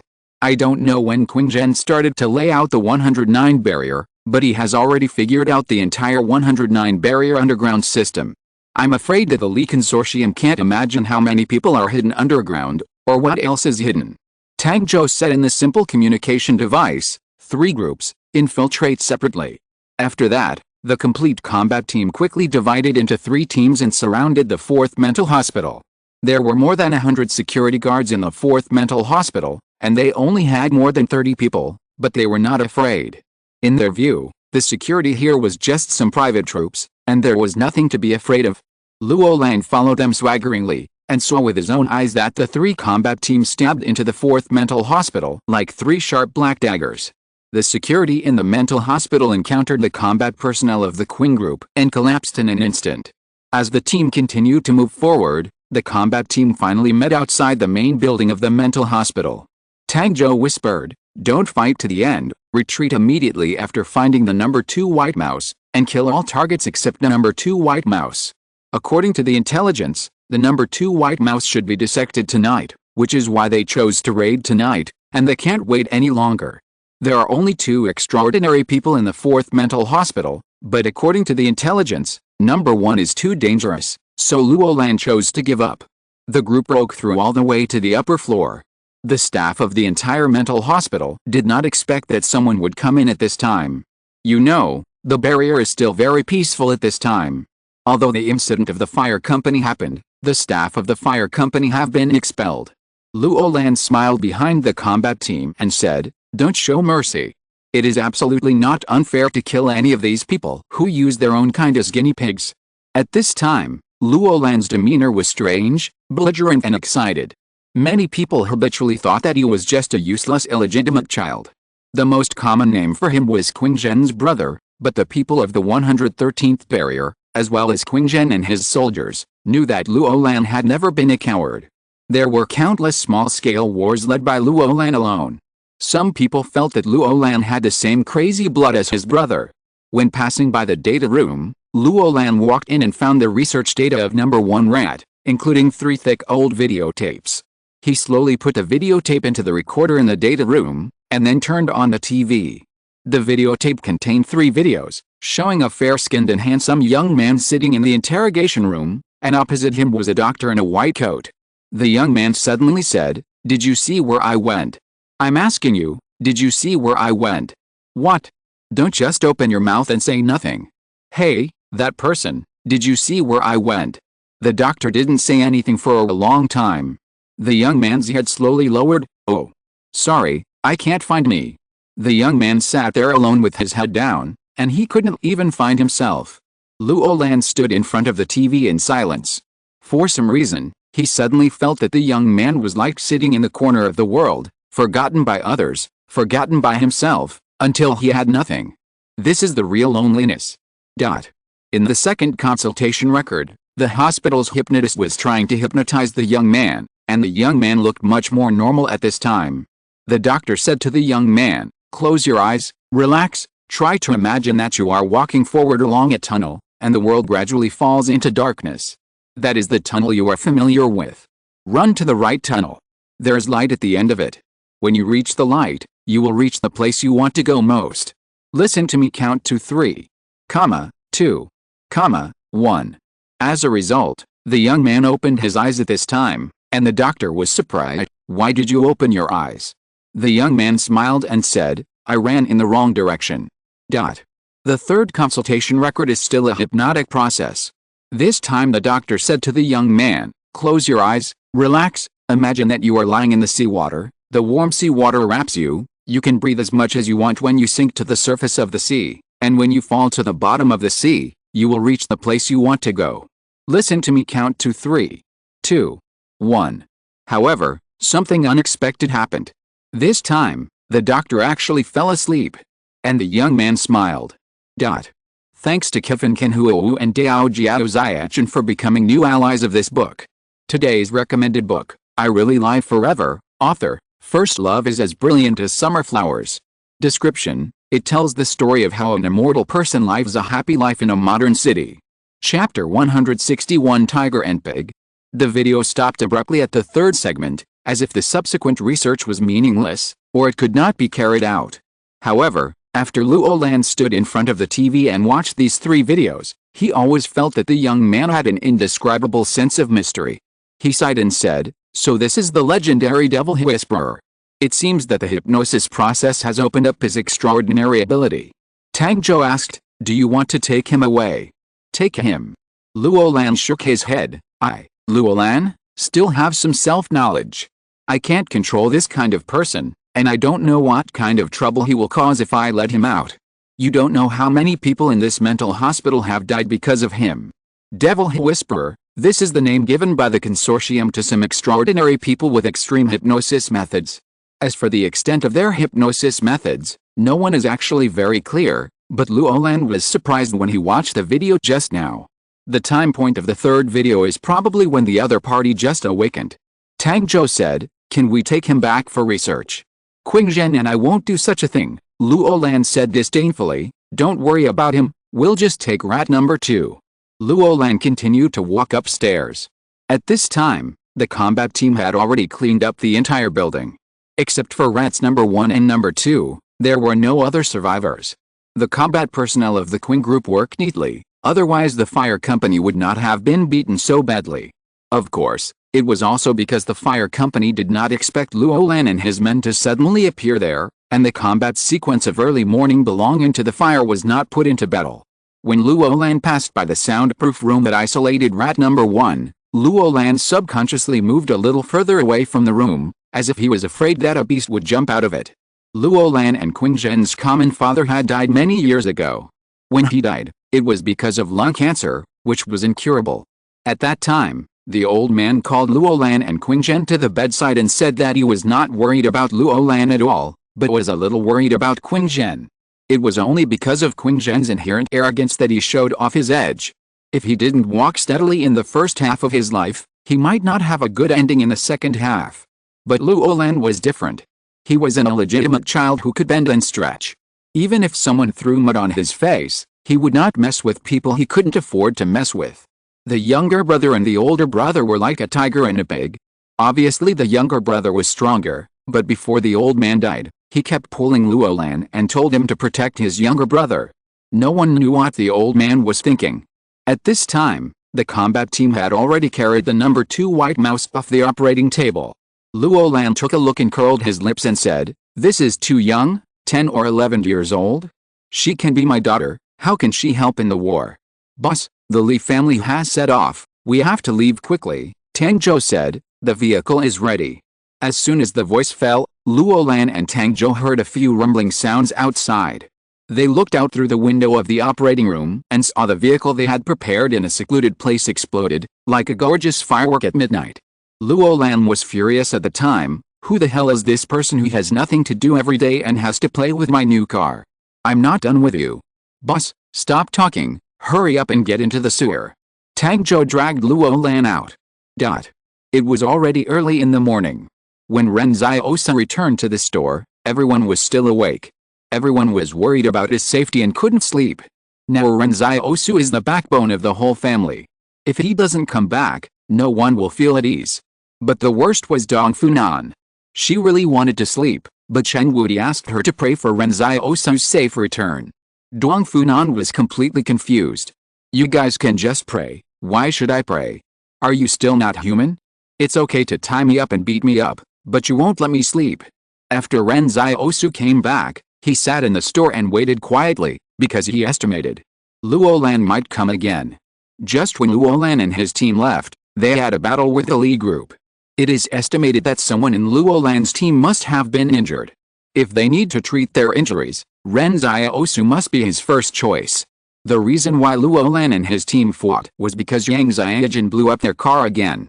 This girl is really good at tricking people. I guess her mind is full of tricking ideas. Sure enough, not long after, Ren Xiaosu heard the sound of the manhole cover being lifted outside the rolling door. To be honest, Ren Xiaosu was a little curious. How did this group of people find the manhole cover at the door of his house accurately? Exclamation mark. Ren Xiaosu opened the shutter door to let them in. Luo Lan whispered, "Hurry up and treat the wounds of these 2 brothers. I'll pay." "Well, it's easy as long as you pay," Ren Xiaosu said slowly. He took a look at the other party's wound, and then said to Sister Xiaolu, "Sister Xiaolu, help them take out a bullet first, and then suture and apply medicine." At this time, Ren Xiaosu looked at the little girl in Tang Zhou's arms. "Who is this?" Seeing that the little girl was still in a state of anesthesia and coma, Tang Zhou explained, "This is our boss's cousin." Ren Xiaosu almost laughed out loud. "How shameless are you to lie like this?" At this time, Chen Wudi came over again. He carefully looked at the little girl for a long time, and suddenly said to Ren Xiaosu, "Master, this time it seems to be." The room was suddenly silent. Luo Lan was so angry that she laughed. "What's the matter? Do you think everyone looks like your white dragon horse?" "No," Chen Wudi shook his head, "it's not a white dragon horse, it's a carrying pole." Luo Lan. Ren Xiaosu. This really pissed Luo Lan off. Such a cute and beautiful girl can be a carrying pole? Is the carrying pole a spirit? The little girl hadn't woken up yet because of the anesthesia problem during the night surgery. To be honest, Ren Xiaosu couldn't understand how the people in the fortress could bear to attack a little girl. Even if she was a transcendent, she couldn't do such a thing, right? At this time, Luo Lan stared at Chen Wudi. "You can go and get the scriptures by yourself, why are you always staring at my people?" Chen Wudi said patiently, "You know nothing." Luo Lan sneered, "You say she is a carrying pole, she is a carrying pole? Will people recognize her?" Suddenly, the little girl groaned, and then slowly woke up from her coma. She looked around at the strangers around her, and then her eyes fixed on Ren Xiaosu and Chen Wudi. Chen Wudi asked tentatively, "Bearing pole?" The little girl was silent for a moment and said, "Big brother." Luo Lan. Ren Xiaosu. "How can you recognize a carrying pole as big brother?" At this moment, Luo Lan felt that his IQ was insulted again. How could these 2 psychopaths match the secret code? Exclamation mark. Who is crazy? Question mark. Chapter 162, Li's abandoned son, Li's altar. The atmosphere in the room was very tense for a while. To be honest, Even Ren Xiaosu did not expect such a turn. The strange nerve fluctuations of the two mentally ill people actually matched each other. This is really rare. It must be said that the team going to the west to obtain the scriptures is getting more and more complete. Chen Wudi not only gathered the 4 masters and apprentices, but also took into account the carrying pole. Ren Xiaosu thought that now he just had to wait for the 2 baskets and the white dragon horse to return to the team. At this time, Yan Liwen looked at the little girl and smiled. "Little sister, what is your name in this life?" "My name is Si Liren," the little girl said. "What is your ability?" Yan Liwen continued to ask. "I am very strong," Si Liren said proudly. Ren Xiaosu was a little confused when she heard this. You know, the last person who said he was just strong was still tied up in the house. But Ren Xiaosu felt that she couldn't be too arbitrary. After all, she successfully recognized Chen Wudi. At this time, Yan Liwen smiled and said, "How strong are you? Can you show us?" Si Liren nodded and lifted Wang Dalin up casually, scaring Wang Dalin to scream. Yan Liwen sighed. In this life, it was actually a pole that lifted up Shaseng. Sister Xiao smiled and said, "Liren, are you hungry? Sister will make you something to eat." "I'm not hungry," Si Liren said obediently. Luolan couldn't accept this reality now. He couldn't understand why the person he had worked so hard to get back joined the team to obtain the scriptures in the West. He planned for so many days, but it turned out that Ren Xiaosu got the advantage. Why did the extraordinary people gather around Ren Xiaosu? Exclamation mark. I don't believe it. This little girl must be guessing. Luolan shouted. But no one has colluded with her.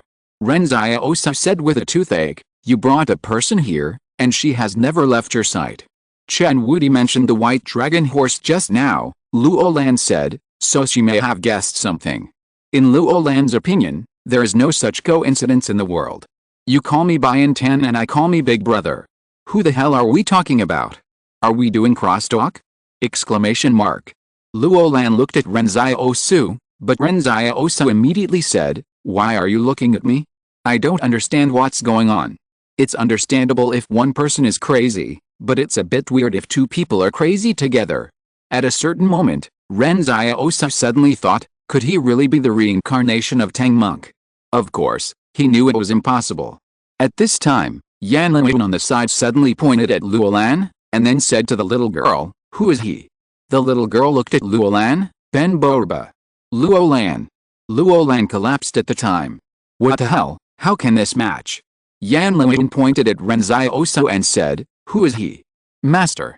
The little girl smiled sweetly. "Who am I?" Yan Liwen asked, staring at the little girl. "You are Xiao Bailong," the little girl said as a matter of course. This time it was Yan Liwen's turn to laugh. "What a pity, I am not." The little girl was stunned for a moment, and seemed a little at a loss. At this time, applause came from outside the store, and a young man with a handsome face walked in with a smile. "I can't fool you. Li Ren, come back." In an instant, the atmosphere in the whole room became tense, and Ren Xiaosu didn't even notice when the young man came in. Luolan and Tang Zhou pointed their guns at the young man, looking as if they were facing a great enemy. It's not that Luolan was too nervous, but he knew the other party's identity, the Devil Whisperer. He obviously didn't care about the young man at that time. How did the young man escape from the room? Or?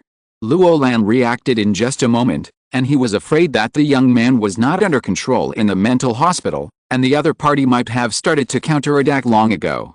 That magical hypnotic ability can control others silently, and although the staff of the mental hospital have paid enough attention to him, they may not know when they are being controlled. This demon whisperer was not released by Luolan, but the other party has long had the ability to enter and exit freely. This hypnotic ability is indeed enough to make all forces afraid. The current 109 barriers are probably even more chaotic. The young man smiled at the gunpoint and said, "Let me introduce myself. My name is Shunten, Li Shunten, the abandoned child of the Li family. I have no ill will towards you." Ren Xiaosu looked at Luolan. Is this actually a member of the Li family? Ren Xiaosu probably guessed who this person is. It's probably the very dangerous person mentioned by Yang Xiaojin, but Yang Xiaojin didn't mention that this person is from the Li family. Luolan whispered, "The demon whisperer is very dangerous." In fact, Luolan himself was also very confused. Even he didn't know that the other party was actually a member of the Li family. But why would a member of the Li family be locked up in a mental hospital? Isn't this the territory of the Li family consortium? It seems that there is something hidden in the other party's so-called abandoned child. At this time, the little girl named Ren has returned to the side of the altar. It seems that the other party deliberately asked Luo Lan to rescue this little girl, but what is the purpose? Just to find their whereabouts? Ren Xiaosu suddenly felt that he was seen through. The other party knew Chen Wudi, knew what he said, and even knew that Luo Lan was called Bin Boer by Chen Wudi. This feeling is too bad, as if everything is under the control of the other party. But how did the other party know it? Has the Qing group been infiltrated? According to the other party's ability, it is probably easy to get information from the people of the Qing group. Ren Xiaosu asked calmly, "What is your purpose?" Li Shenton looked at Ren Xiaosu and smiled. "It's just that the two of us feel a little lonely in this fortress.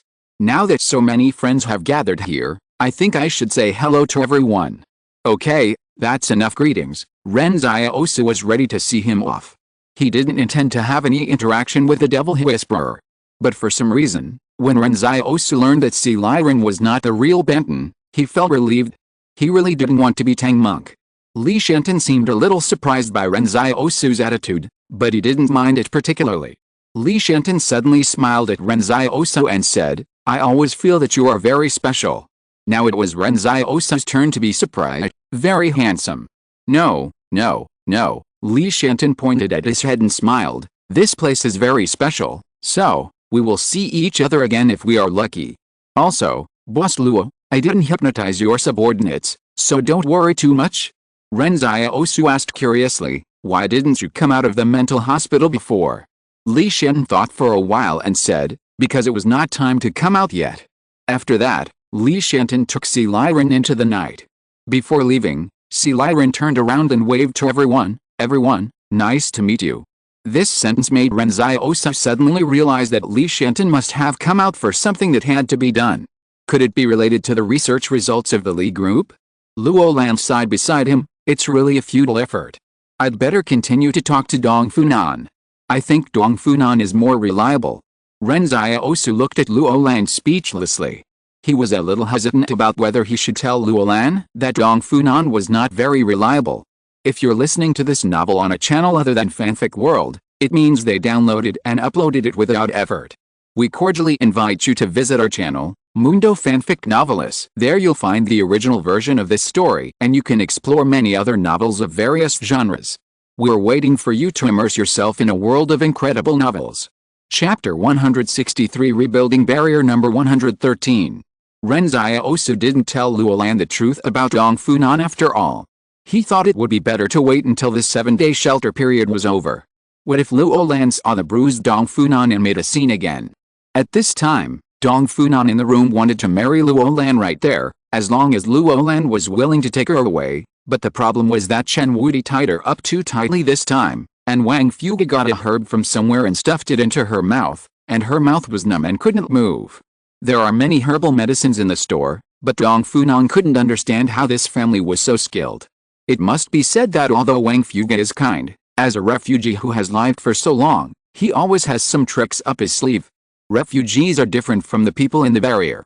They have to face danger since they are born.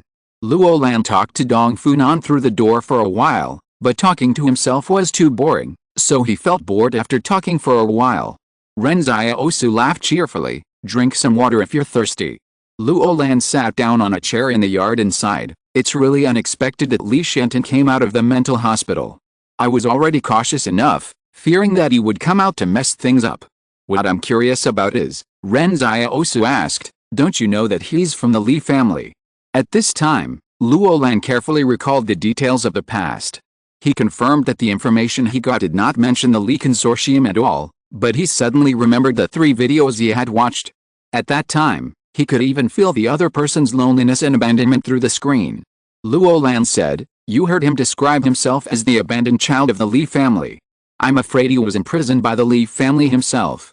"Why did the Li family imprison their own children?" Ren Xiaosu asked curiously. "How would I know that?" Luo Lan said sadly, "The consortium is not as beautiful as you think. Intrigues can be seen everywhere. If you want to stand out on the family, You have to climb up by stepping on the shoulders of your brothers and sisters. Then how many brothers and sisters have you and Qingzhen stepped on? Ren Xiaosu laughed. As a result, Luolan suddenly said seriously, Qingzhen and I have no choice. He is a natural leader and should go to the top of the mountain to see the scenery. What about you? Ren Xiaosu said after a pause. He found that Luolan was so protective of his brother. When Wang Fui wanted to ask for a reward for saving his life, Luolan first said that his life was worthless, but when he mentioned Qingzhen, he suddenly became very generous. Me. Luolan smiled, I have a rotten life, I can live anyway. There was no reluctance in Luolan's tone when he said this, as if he felt that it should be so, his brother should be high above, and he was a rotten life. By the way, Luolan glanced at Ren Xiaosu, don't be too conspicuous recently. Even Yang has come to this barrier. There are still people hiding in the Spark Company. Now the Devil Whisperer has come out to disrupt things. God knows what will happen. Ren Xiaosu looked at him in a daze. Is it appropriate for you to say this to me? Aren't you the most conspicuous person in the barrier now? Ho ha, really? Luolan laughed, I'm so good. Ren Xiaosu was shocked. Why are you so proud? Exclamation mark. By the way, the thugs are here too. Luolan suddenly became angry. Someone blew up 2 of my cars in the distance. Anyone who has nothing to do with this must be a thug. At this moment, Ren Xiaosu realized that Yang Xiaojun might be a thug. But he suddenly thought of a question. Luolan said that Yang was here too. Could this Yang consortium have any relationship with Yang Xiaojun? What about your Qing clan? Ren Xiaosu looked at Luolan. You Qing clan sent you. Who are you looking down on here? Luolan said unhappily, what's wrong with me? I can fight 1,000 men with 1 man, okay. Yet, I mean, didn't the Qing clan send anyone to support you? Ren Xiaosu asked curiously. No, they are busy dealing with the matters of Barrier 113 and Jingshan now. The terrain of Barrier 111 is not flat and regular. It is high in the west and low in the east. The whole barrier is built beside the mountain. The mountain in Barrier 111 is called Ginkgo Mountain. When the leaves of the ginkgo trees turn yellow, the mountain is covered with the golden yellow. The headquarters of the Qing Consortium is on the mountainside. At this moment, a convoy of trains set off from the city to Ginkgo Mountain. The pedestrians in the barrier pushed and shoved one after another. They knew that these were all big shots of the Qing Consortium and members of the Presidium. Basically, at this time every month, the big shots of the Qing Consortium would drive to Ginkgo Mountain to hold a meeting to discuss matters that could determine the lifeblood of the consortium. At night, the huge manor on Ginkgo Mountain was brightly lit. In the quiet conference room sat 13 men, young, middle-aged, and elderly. A huge tiger head was hung on the wall of the conference room. It was a dead tiger that was made into a specimen. Humans have always had such a bad taste. The king of beasts in life is nothing more than a plaything of humans after death. This is the power of humans. The entire conference room is magnificent, as if it has never been affected by disasters and has always held power. The old man at the top tapped the table with his fingers. How is Qinghuai's progress? They bypassed Jingshan the day before yesterday, and it is estimated that they should reach Barrier 113 today, said a middle-aged man. He went there to first clear out the remaining experimental subjects, and then waited for the follow-up post-disaster reconstruction troops to arrive. They went to Jingshan to look for the creature in the crater. Now the creature should have fallen into deep sleep again, and it seems that it has no intention of leaving the crater. We suspect that it is dependent on the temperature of the volcano.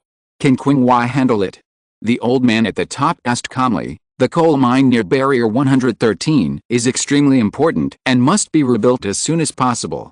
Qinghuai brought a combat brigade there, and it should be no problem to deal with hundreds of experimental subjects, the middle-aged man replied. The resources near Barrier 113 are extremely important, and the post-disaster reconstruction work must be completed as soon as possible. Qingyun, you cooperate with them to deploy refugees to work there, said the old man. The young man sitting at the end smiled and said, okay, I understand. The young man's hair was neatly combed back, and the smooth hair was as elegant as crystal under the light. You need to be careful. If you make a mistake, you won't have to sit here anymore, the old man frowned. The young man bowed his head, okay. Someone next to him smiled and said, don't be so harsh on young people. The old man didn't answer, but suddenly asked, what is Qingzhen doing now? Except for listening to music every day, he doesn't do anything else, someone answered. The music he listens to is not purposeful, and he doesn't have a favorite singer. Well, the old man nodded calmly, let him dry first. The young man's spirit is too strong and needs to be dampened. He needs to know that the power of money comes from the exchange system, but the power of power comes from the organization. Without a home, there are no rules, and there is no power. No one else commented on this matter, but at this moment someone knocked on the door of the conference room. The old man whispered, "Come in." The person who came was a secretary. He whispered something in the old man's ear. The old man frowned more and more. He looked up at the others present. The 7th Combat Brigade led by Qing Wai was attacked by the experimental subjects and is now retreating. More than half of them were killed or injured. Chapter 164, A Mistake. The bigwigs of the Qing group in the conference room were just chatting and laughing, but now they suddenly fell silent. Qing Wai was a leader in the middle-aged generation, and the soldiers he led were also quite outstanding. Originally, everyone thought that the 7th Combat Brigade going to the 113th barrier to encircle and suppress the experimental subjects should be a sure thing, but unexpectedly, the meeting was not over yet, and bad news came from the front line. How could their 7th Combat Brigade, with thousands of people, be ambushed by hundreds of experimental subjects? Someone wondered, is this information false? You know, the 7th Combat Brigade is equipped with the most sophisticated combat equipment, and its combat effectiveness is also the best. Of course, the person who spoke actually understood that the strongest combat effectiveness within the Qing group was the 5th Combat Brigade under Qing Zhen and the 6th Combat Brigade under Luo Lan, but now the 5th and 6th Combat Brigades are gone. The 5th Combat Brigade has been disbanded, and all combat personnel have been dispersed and assigned to other combat sequences, while the 6th Combat Brigade was overturned in the earthquake. In fact, everyone was reluctant to move Qing Zhen before because the military forces of Luo Lan and Qing Zhen were relatively strong, which made them a little afraid. But once Luo Lan had an accident, Qing Zhen would be alone. However, what they didn't know was that not all of Luo Lan's soldiers died in the 113 barrier disaster. At the beginning, the barrier only divided the military camp into two, forcibly separating the combat troops so that they could not reunite. Today, the crack in the earth that winds out of Jingshan has been called the Jingshan Stairs. The stairs seem to be forcibly squeezing out a fold on the plain. It is almost foreseeable that this will become a new mountain range in the next few hundred or thousands of years. But the Qing family will never give up this place before finding a new coal mine. The old man in the conference room said calmly, "The number of experimental subjects exceeded our estimate, and may be close to 1,000. They raided the camp like lightning when Qing Wai was setting up camp. Qing Wai did not expect the experimental subjects to take the initiative to attack. Now I suspect that a new life form has appeared in the experimental body, an intelligent experimental subject. It seems that the 113th barrier has become their nest." Someone sighed, "Why don't we activate Qing Zhen and let Qing Zhen deal with these experimental subjects? He is very experienced in fighting." The old man looked at the person who spoke, and an inexplicable pressure spread in the conference room. The old man said, "Qing Yun, you take the 1st Combat Brigade over. How can the will of the consortium compromise with individuals? From today on, Qing Zhen must not step out of his villa." At this time, the other bigwigs in the conference room had their own thoughts. Qing Zhen has proved his ability to the consortium over the years, but when the will of the consortium changes, this capable young man can only become a decent prisoner. But they think that if it was Qing Zhen who was sent to the 113th barrier this time, I am afraid the result will be completely different. Qing Zhen and Luo Lan did suffer heavy losses in the Jingshan incident, but who could have predicted natural disasters such as earthquakes and volcanic eruptions? This was force majeure. Horizontal ellipsis. At this time, a team of vehicles transporting supplies was slowly driving towards Barrier 109. A black figure was clinging to the chassis of a large truck.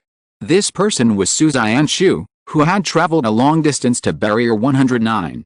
Su Zianshu gritted his teeth and persisted.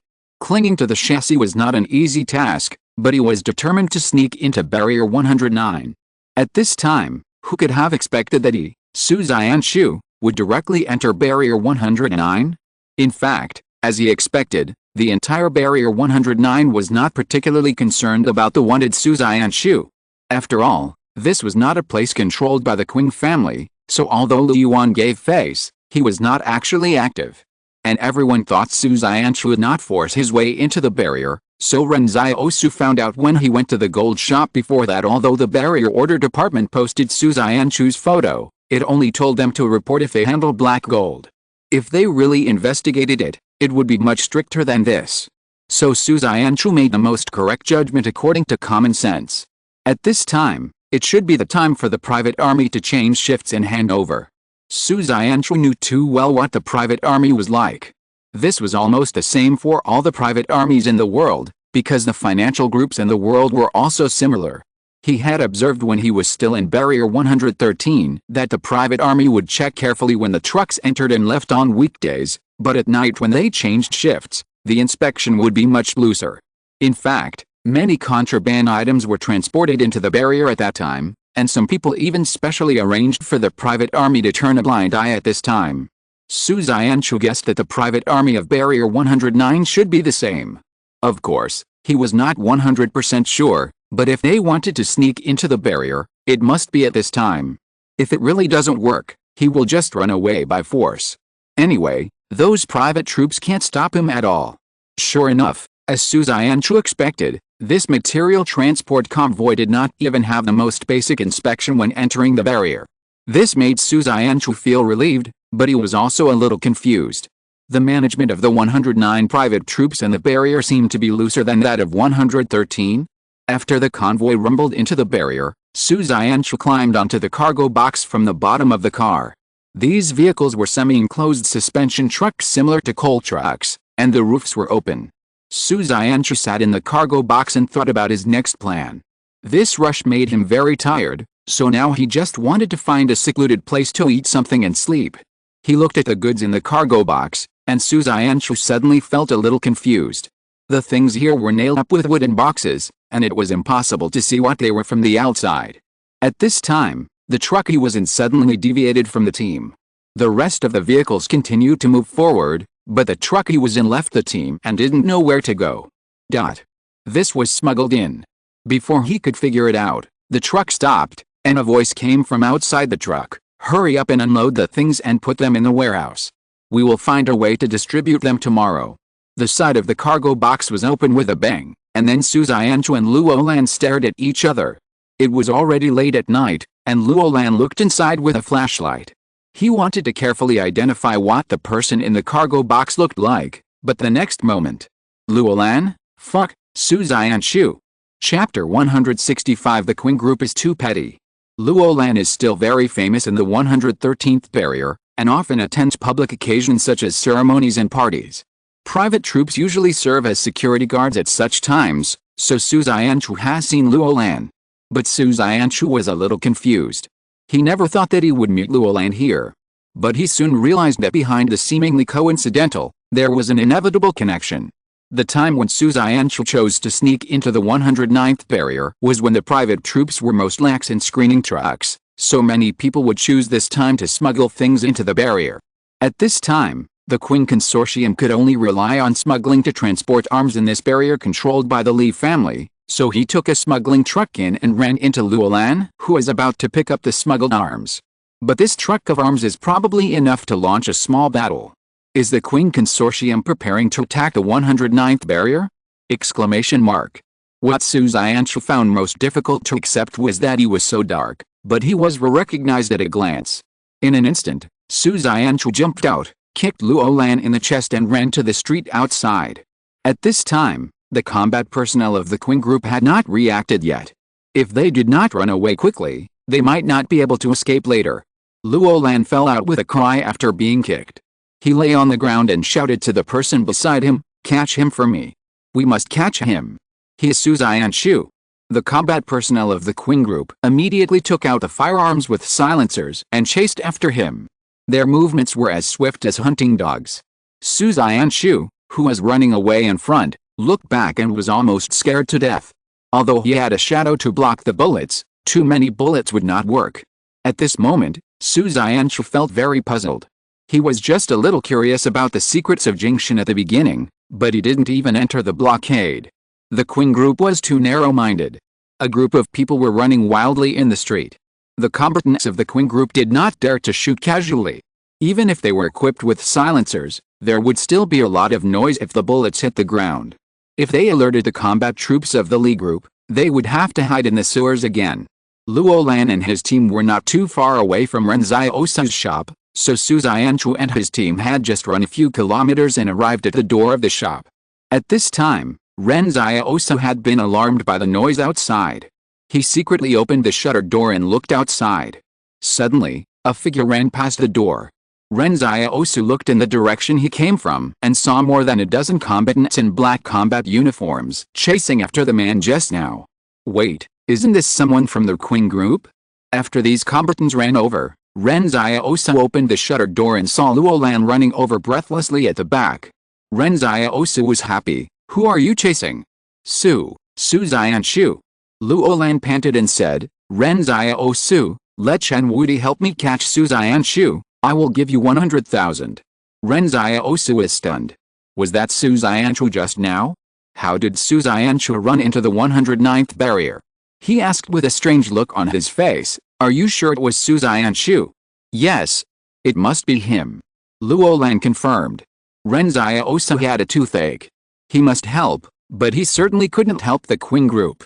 And now he wanted to help Su Xianchu escape. After all, if the Qing group caught Su Xianchu, he was afraid that he would be in trouble. So, he had to help Su Xianchu. Suddenly, the palace said, Mission, help the person in trouble escape pursuit.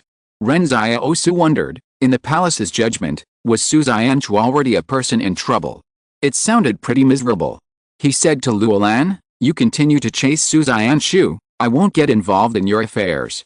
As he said that, he closed the shuttered door, and didn't care what Luo Lan was cursing outside. Ren Xiaosu went to the backyard and jumped over the wall, and rushed from the roof to the direction where Su Xianchu escaped.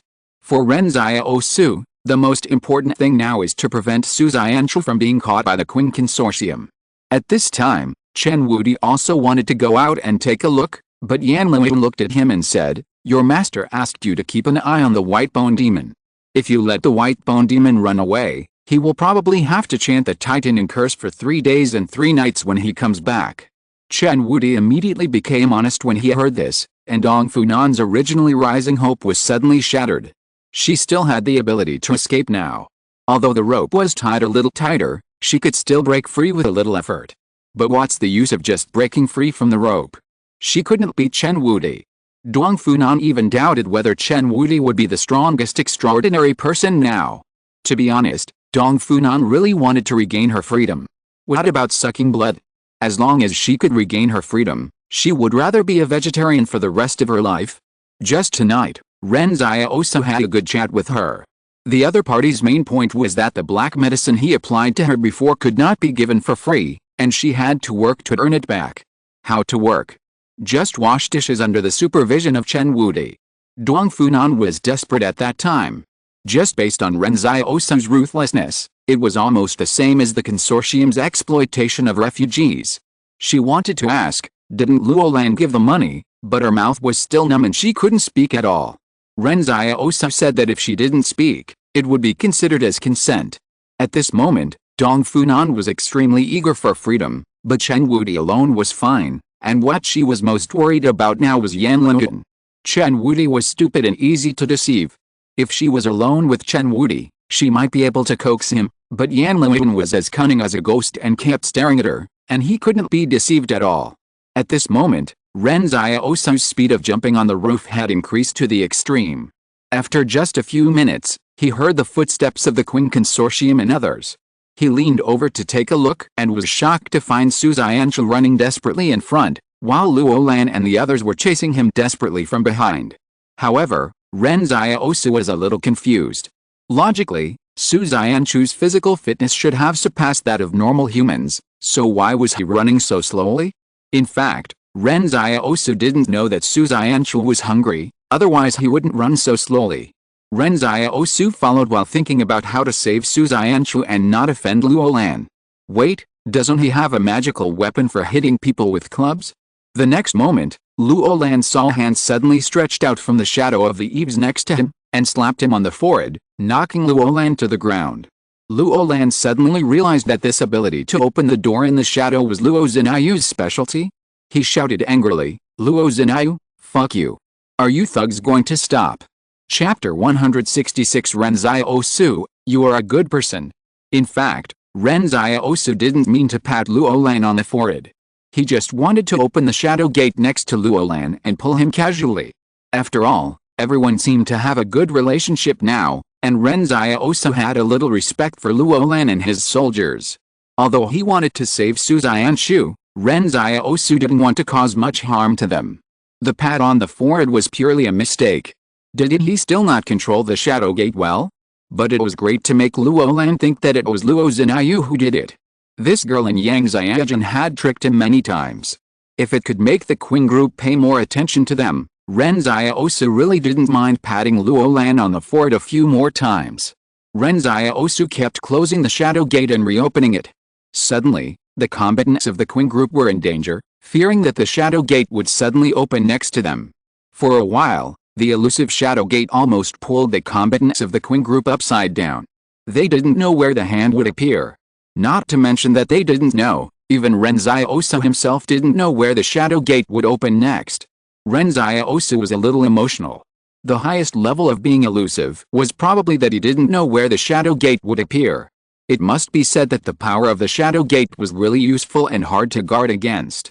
The fact is, if Luo Zinayu used it herself, she probably wouldn't be able to use it to the same effect, because she couldn't open it as many times as Ren Xiaosu, so she always used it sparingly. And Ren Xiaosu didn't know this. He thought the shadow gate didn't consume mental energy. Tang Zhou looked at Luolan. Boss, what should we do now? Luolan said with great sorrow, see, this is all because we don't have a superhuman. Why are you so cheap? At least produce a superhuman. Tang Zhou replied, yeah, we'll try our best. Although Luolan despised them, they didn't take it to heart. Anyway, Boss Luo was just like that. Luolan sighed, retreat. If we continue to chase them, we might attract all kinds of monsters. Boss, Tang Zhou asked in confusion, could Su Xianshu also be a member of the mob? How come Luo Zinayu from the mob popped out when we chased him? Impossible, Luolan denied. Look at Su Xianshu's miserable state just now. He is definitely not a member of the mob. That's right, Tang Zhou nodded. Ren Xiaosu finally felt relieved when he saw Luolan and the others retreat. As long as Su Xianshu was not caught, everything would be fine. He glanced at the direction Su Xianshu fled, and after careful consideration, he still chased after him. Ren Xiaosu felt a little guilty about the big black pot injunction being thrown to Su Xianshu. After all, he had done nothing wrong, but he became the #1 wanted criminal of the Qing group. Although Ren Xiaosu had no choice, it did not mean that he could feel at ease. Su Xianshu must continue to bear the pot, but he should give him some money for taking the blame. Ren Xiaosu searched all the way from the rooftop. When he found Su Xianshu, he was shocked to find that Su Xianshu was hiding on the rooftop of a bungalow, panting, and seemed to be exhausted. He called out in a low voice, Su Xianshu. Su Xianshu immediately jumped up and wanted to be on guard. Ren Xiaosu quickly said, it's me. Ren Xiaosu.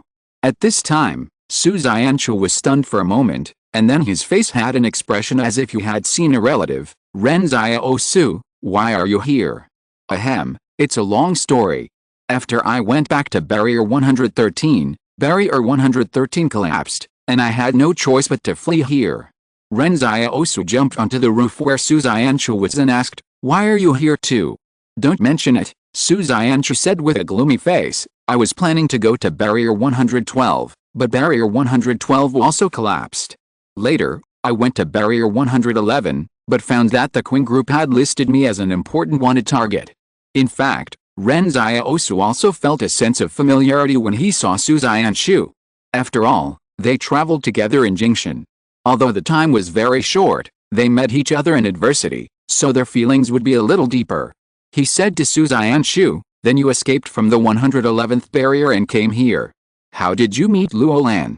Su Xianshu was speechless. I hid in a smuggled car.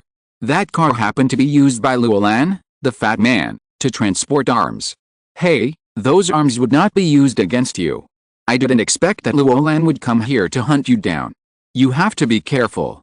He has brought in a lot of arms now. In Su Xianshu's opinion, he didn't understand why Luolan would bring so many arms here. In his opinion, Since the 113th barrier collapsed, Luolan, as a member of the Qing group, should return to the 111th barrier. Su Xianchu didn't know that Luolan couldn't go back to the Qing group now. If he went back, he would be under house arrest like Qing Zhen. Su Xianchu didn't know how much trouble Luolan had caused in the 109th barrier, and that Luolan was preparing to deal with the hidden personnel left by the Spark Company. Just now, he heard Luolan scolding Luo Zinayu, and he also knew that the reason he ran so smoothly just now should be because Luo Zinayu helped him. In fact, before this, Su Xianchu didn't know that Luo Zinayu was a superhuman. After all, he hadn't entered the blockade. Now he realized that Luo Zinayu might not be that simple. So at this moment, Su Xianchu subconsciously thought that Luolan smuggled arms in to capture Ren Xiaosu and Luo Zinayu. Su Xianchu worriedly said, "It must be very hard for you to escape from the pursuit of the Qing family." Ren Xiaosu calmly said, "Yes, it's very hard. Why do you think the Qing family consortium is so relentless in hunting us down?" Su Xianchu raised the biggest question in his mind. Ren Xiaosu looked strange. "I don't know." At this time, Su Xianchu took out half a steamed bread from his arms. "Are you hungry?" For some reason, Ren Xiaosu's nose suddenly felt sour. "I'm not hungry, Su Xianchu, you are a good person." In an instant, Ren Xiaosu wanted to find Qing to surrender. He took out a letter and a stack of money from his pocket. "Take this." Su Xianchu was stunned for a moment. "What is this?" "Here is 5,000 yuan in a letter," Ren Xiaosu said. "Take this letter and go to the 178th barrier to find a man named Zhang Jinglin. He will give you a future." This is what Zhang Jinglin once promised Ren Xiaosu, and Ren Xiaosu now gave it to Su Xianchu. Thinking of Mr. Zhang, Ren Xiaosu suddenly felt that someone like Su Xianchu would definitely shine in the northern part of the border. Ren Xiaosu and his friends didn't have much cash, and although their business was slowly getting regular, they hadn't really made any big money yet. Although he melted a lot of gold bars, Ren Xiaosu couldn't give Su Xianchu gold, otherwise Su Xianchu would be able to guess what was going on. Su Xianchu asked curiously, 178 barrier? I just want to go to 178 barrier. Although I don't know who Zhang Jinglin is, thank you in advance. Ren Xiaosu, you are a good person. Thanks from Su Xianchu, +1. Ren Xiaosu's heart suddenly became complicated when he saw this thank you coin. However, at this moment, several black shadows were slowly approaching on the roof in the distance. Ren Xiaosu looked around and found that they were surrounded. And he had never seen any of the people who surrounded them.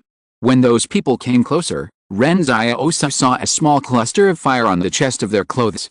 Today's recommended book, Secret War Without Trace, a new book of legendary spy war, with great quality guaranteed by the master. Chapter 167 The Price of Freedom. When Ren Xiaosu saw the fire symbol on the other party's chest, his heart was startled. During this period of time, Ren Xiaosu had roughly known what kind of organization the fire company was. The other party's covetousness for the blood of the extraordinary people had long made Ren Xiaosu put this company on the list of people who should be most vigilant. When he heard that the Li Consortium had expelled the people from the fire company, Ren Xiaosu was relieved, because he was worried that Chen Wudi would attract the attention of the other party after being exposed. Later, Luolan and Yang Xiaojin said that there were still people from the fire company hiding in the barrier, and tonight they even targeted him and Su Xianchu directly. Su Xianchu whispered, "From the fire company." At this time, Su Xianchu's understanding of the outside world was obviously not as good as Ren Xiaosu's.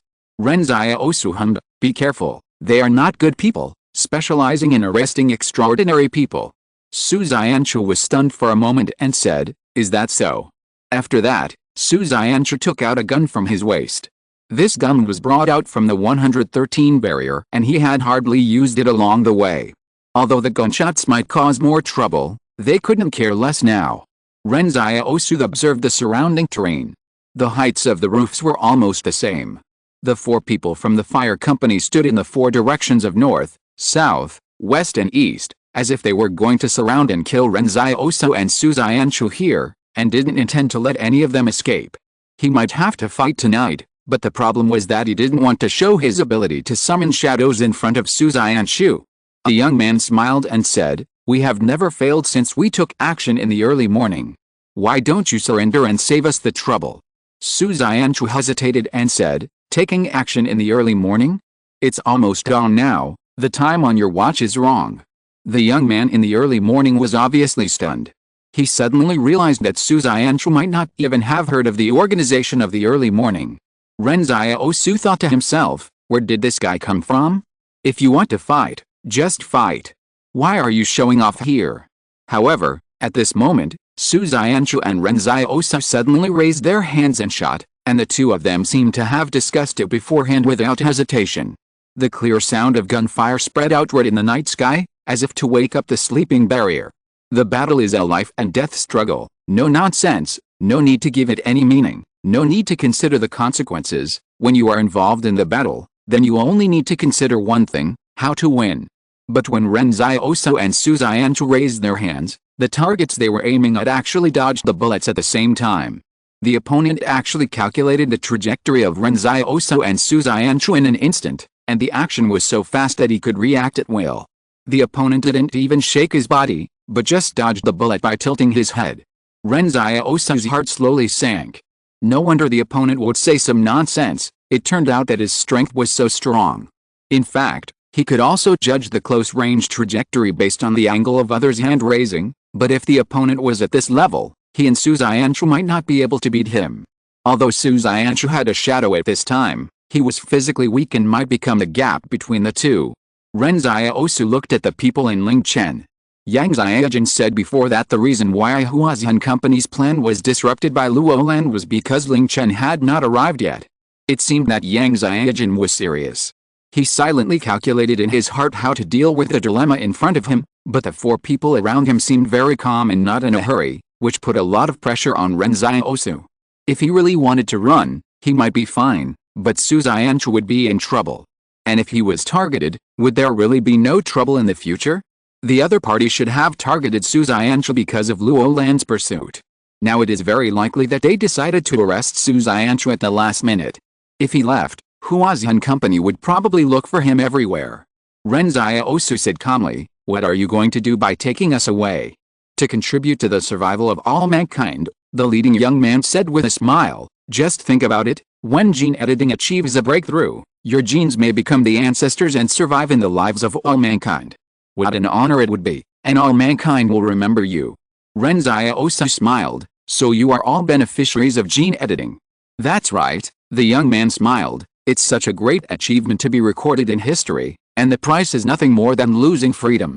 "What if I choose freedom?" Ren Xiaosu asked, and then he tore a piece of cloth from the hem of his clothes, as if he wanted to wrap it around his hands, and the cloth swayed in the wind. The young man looked at Ren Xiaosu and said, "If you choose freedom, I'm afraid you will have to pay a price you can't afford." The residents around seemed to wake up because of the gunshots. In the originally dark night, many windows were lit up again. Ren Xiaosu believed that it would not be long before people from the League group or other forces would arrive. Ren Xiaosu calmed down completely. He looked at the young man and said, "The price of freedom makes freedom more noble." At this moment, the swaying cloth stopped swaying, and the air between heaven and earth seemed to condense, and there was no wind. Ren Xiaosu silently said in his heart, "Now is the time." In an instant, it seemed that a distant murderous intent was shot at him. The chest of the young man who was speaking suddenly burst, and blood splashed in the air, forming a huge radial fan on the roof. A bullet suddenly shot from hundreds of meters away. It was not until Ren Xiaosu could see the shape of blood in the air that the roar of gunfire came from far away. The bright blood and the thick night color complemented each other. "Thank you." Ren Xiaosu laughed, and his smile was extremely bright. He said to Su Xianchu, "You go deal with the left side." As soon as the voice fell, Ren Xiaosu had already jumped towards the roof on the right. The encirclement formed by the four people had a gap. This was the way out opened by Yang Xiaojun for him. There was no more bullets. Ren Xiaosu knew that even with perfect firearm skills, it was impossible to hide a high-speed superhuman at a distance of hundreds of meters, unless Yang Xiaojun was a god. So next, Ren Xiaosu could only rely on himself. Because of Ren Xiaosu's actions, the entire battlefield was instantly divided. Among the three people left in the morning, one stayed to deal with Su Xianchu, and the other two chased after Ren Xiaosu. Ren Xiaosu did not stay on the roof, because if he wanted to go all out, He had to be in a place where the outside world could not see him. That was his biggest trump card. When Ren Xiaosu jumped into a small alley, Lingchen and the other two also jumped down. But when they were about to chase him, they found that Ren Xiaosu did not continue to run away, but blocked the two of them in the alley with his body. The two looked at each other. Where did this young man get the confidence from, and dared to fight with the two of them alone? Exclamation mark. Chapter 168 Dead End. The small alley was only 3 people wide, and it was a dead end. Ren Xiaosu was at the end of the alley, looking at the 2 extraordinary people who belonged to Ling Chen. To be honest, he had never fought with other extraordinary people, so Ren Xiaosu himself wanted to know how good he was among the extraordinary people. Therefore, he would know only after fighting. Ren Xiaosu was never a timid person. If he was timid, he would not be able to survive in the wilderness for so long.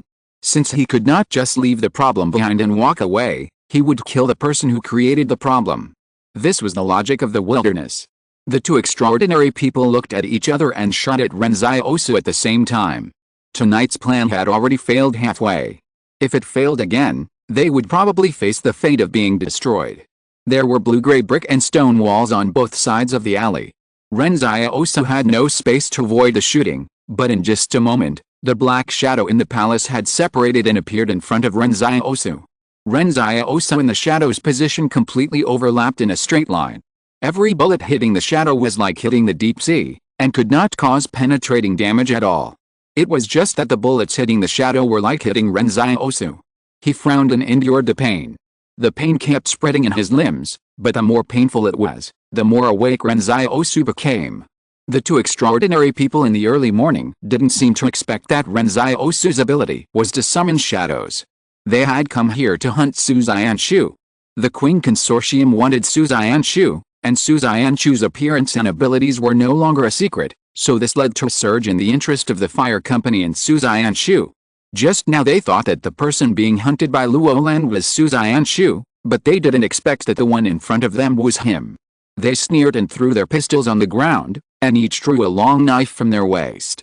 They were best at hunting extraordinary people. Suddenly, Ren Xiaosu saw one of them take off his black leather gloves, and the palm inside the glove was actually a black claw. Is this still human? Is this gene editing? The members of Lingchen laughed and said, "You are so brave." Ren Xiaosu looked at the 2 extraordinary people in silence. He just raised his hand in the air as if he had grasped something, and pulled it out with force. In an instant, the 2 extraordinary people saw Ren Xiaosu pull out a mysterious black knife from the air. What kind of ability is this? The 2 frowned. They had never seen an extraordinary person with 2 completely different abilities. Why do you have 2 abilities? A man from Lingchen frowned and asked. Ren Xiaosu smiled and said, "Not 2, but 3.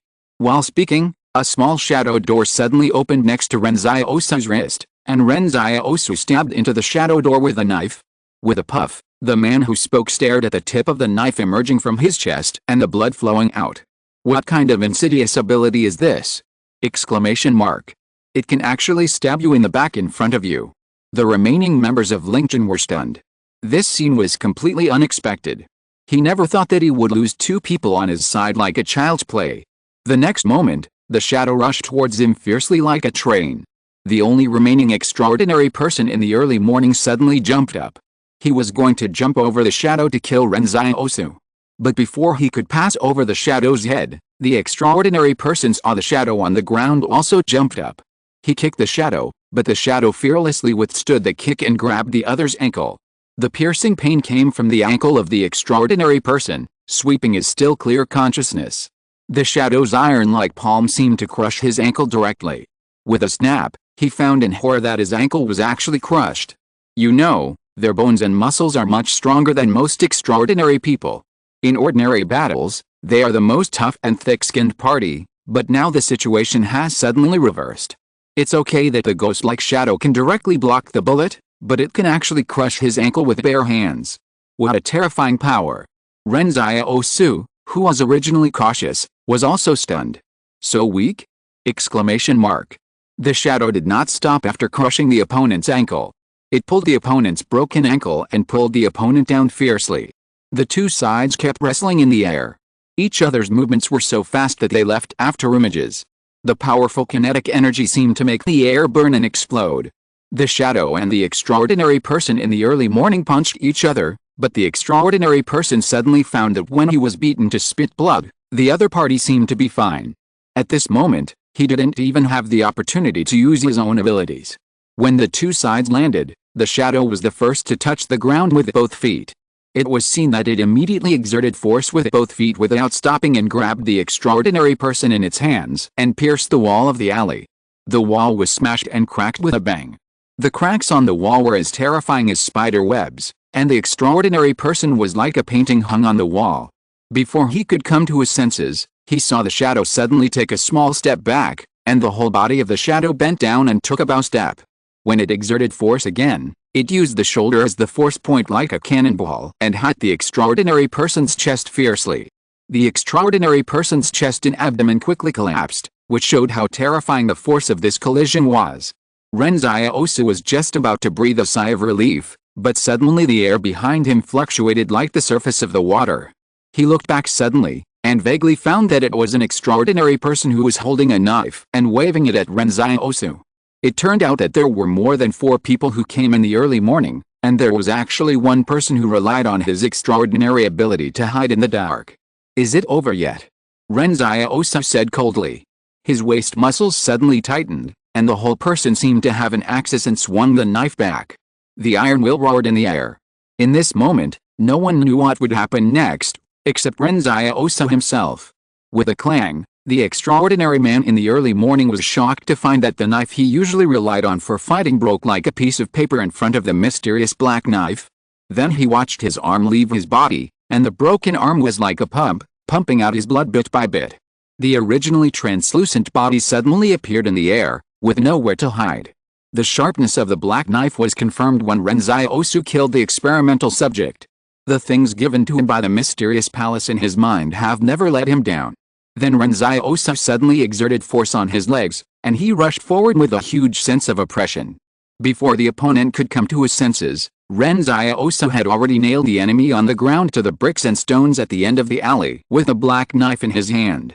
Ren Xiaosu pulled the black knife out of the wall and the corpse fell to the ground because it had no support.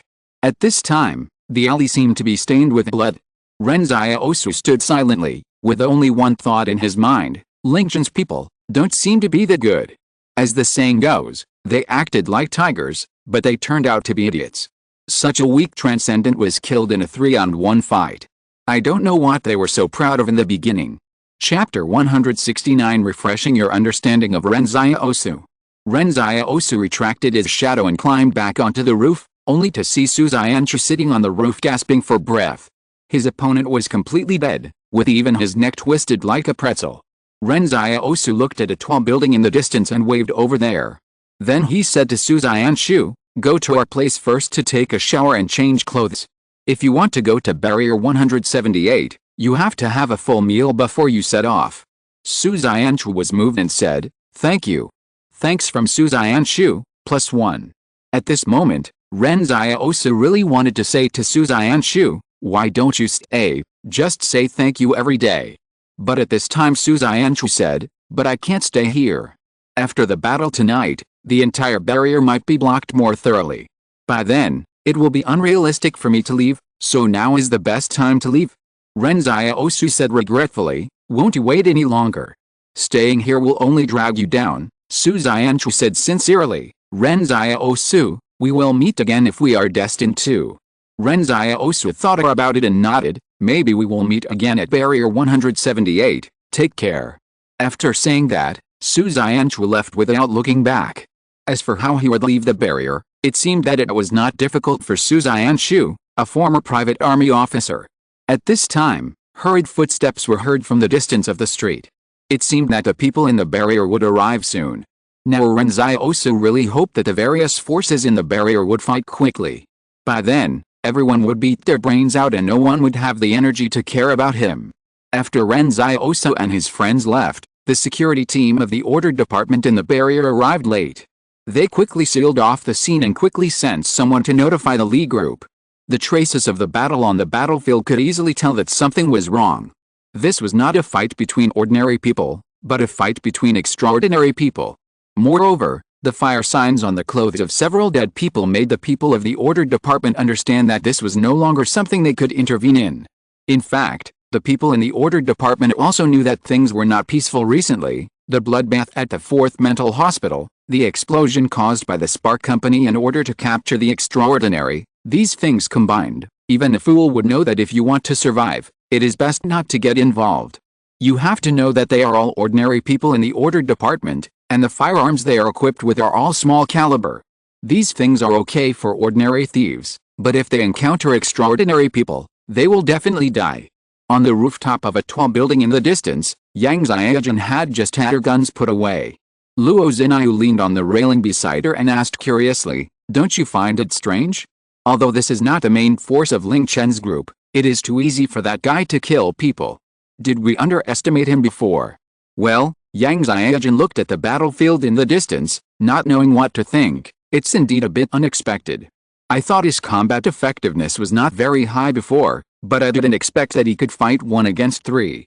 Although I didn't see the battle in the alley, if Su Xianchu only faced 1 person, then Ren Xiaosu must have faced 3 people.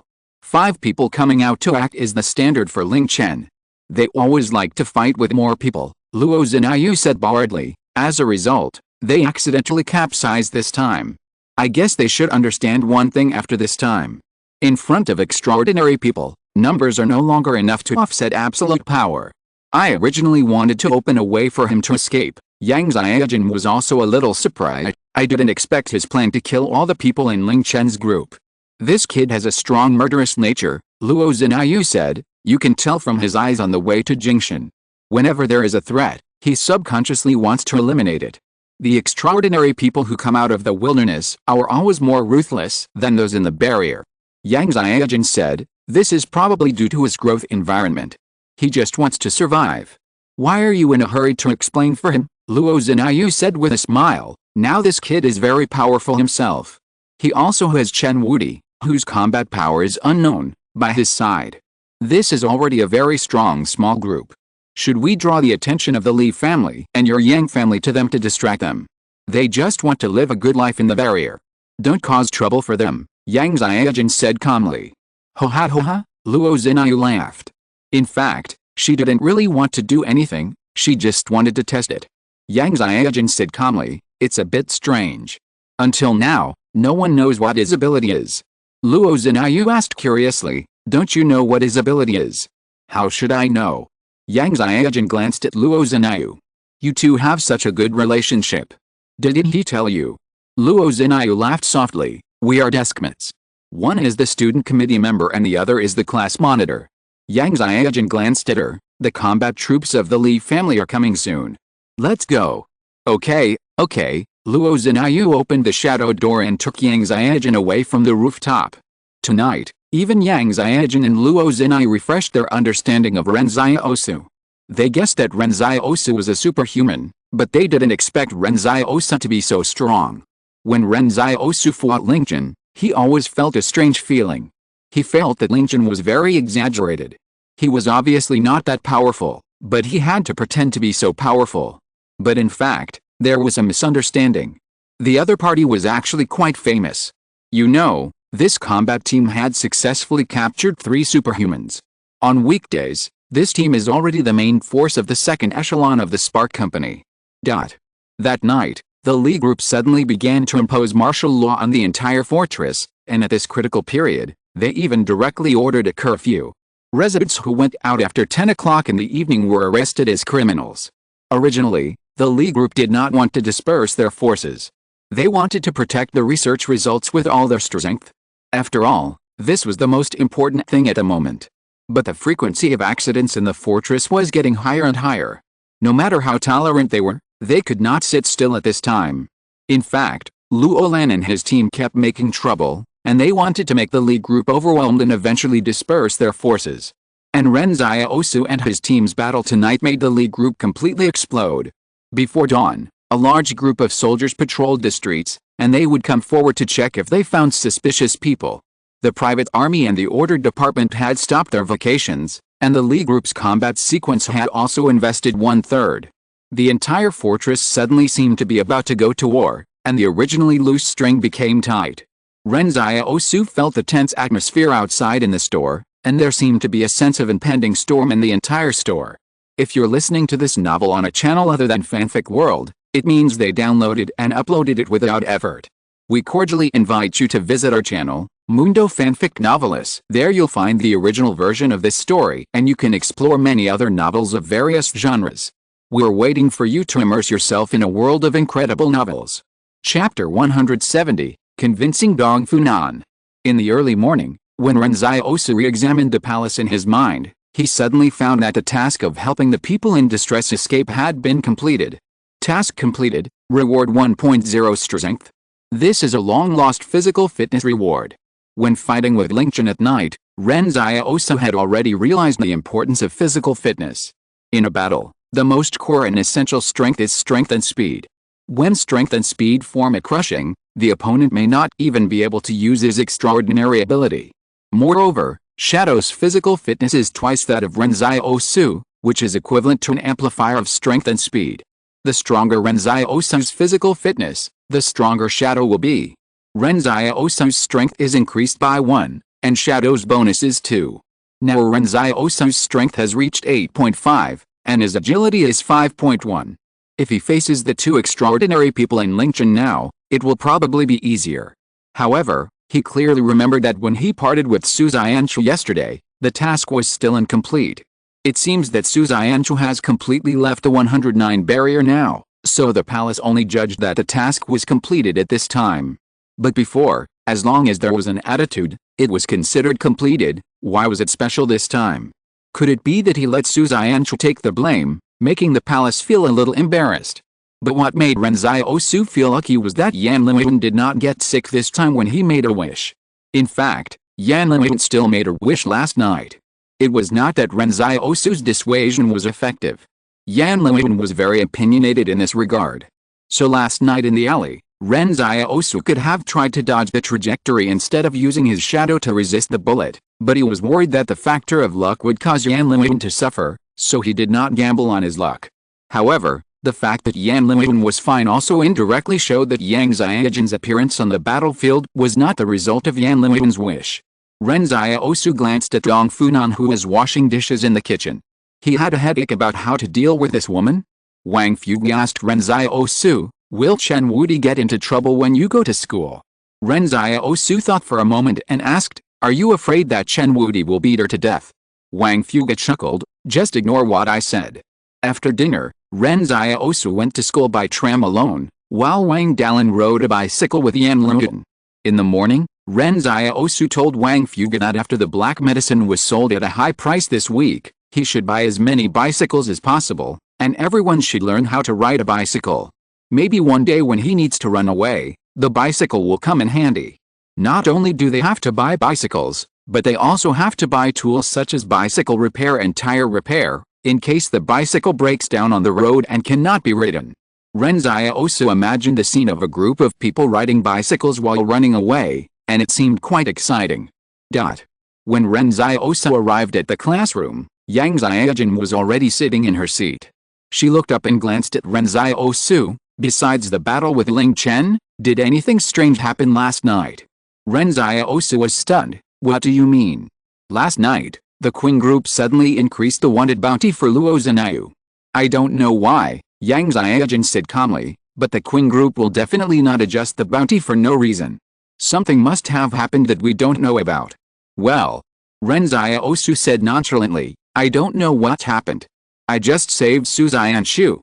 Luo Lan and the others were originally chasing Su Xianchu, but they didn't catch up." Yang Xiaojin was silent for a long time. She didn't expect to get an answer from Ren Xiaosu. She and Luo Zhenyu were just a little puzzled. "Thank you," Ren Xiaosu thanked him seriously. Regardless of whether he could beat Ling Chen or not, he should be thanked for Yang Xiaojin's rescue. Yang Xiaojin hummed as if she didn't care. "Why do you want to save Su Xianchu? Do you have any other purpose?" Ren Xiaosu said righteously, "What other purpose can I have? After all, we have known each other for a long time and have been together in Jingshan for so long. We're teammates. If something happened to you, I would also risk saving you." Yang Xiaojin looked up and glanced at him. Yet, this was considered an explanation, and Ren Xiaosu breathed a sigh of relief. He was now throwing more and more pots outside. At this time, Yang Xiaojun asked, "What are you going to do with Dongfunan?" When Yang Xiaojun mentioned this matter before, she found that Ren Xiaosu was not afraid of Dongfunan at all. At that time, she was still wondering where Ren Xiaosu got the confidence from. But now it seems that Ren Xiaosu has more secrets than she imagined, and that Chen Wudi is probably also a master. I am also worried about it. Ren Xiaosu thought of this and was speechless. We can't keep her forever. Why don't you hand her over to us? Yang Xiaojun asked. What? You also study supernatural beings? Ren Xiaosu is stunned. To be honest, he didn't like any organization that studied supernatural beings.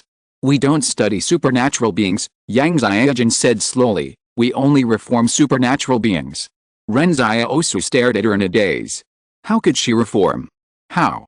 Forced physical reform? He said, I can give it to you, but not now. He counted on his fingers, after 4 days. Okay, Yang Xiaojun agreed. Originally, Ren Xiaosu was going to ask Yang Xiaojun if he had been paid for selling Dongfunan.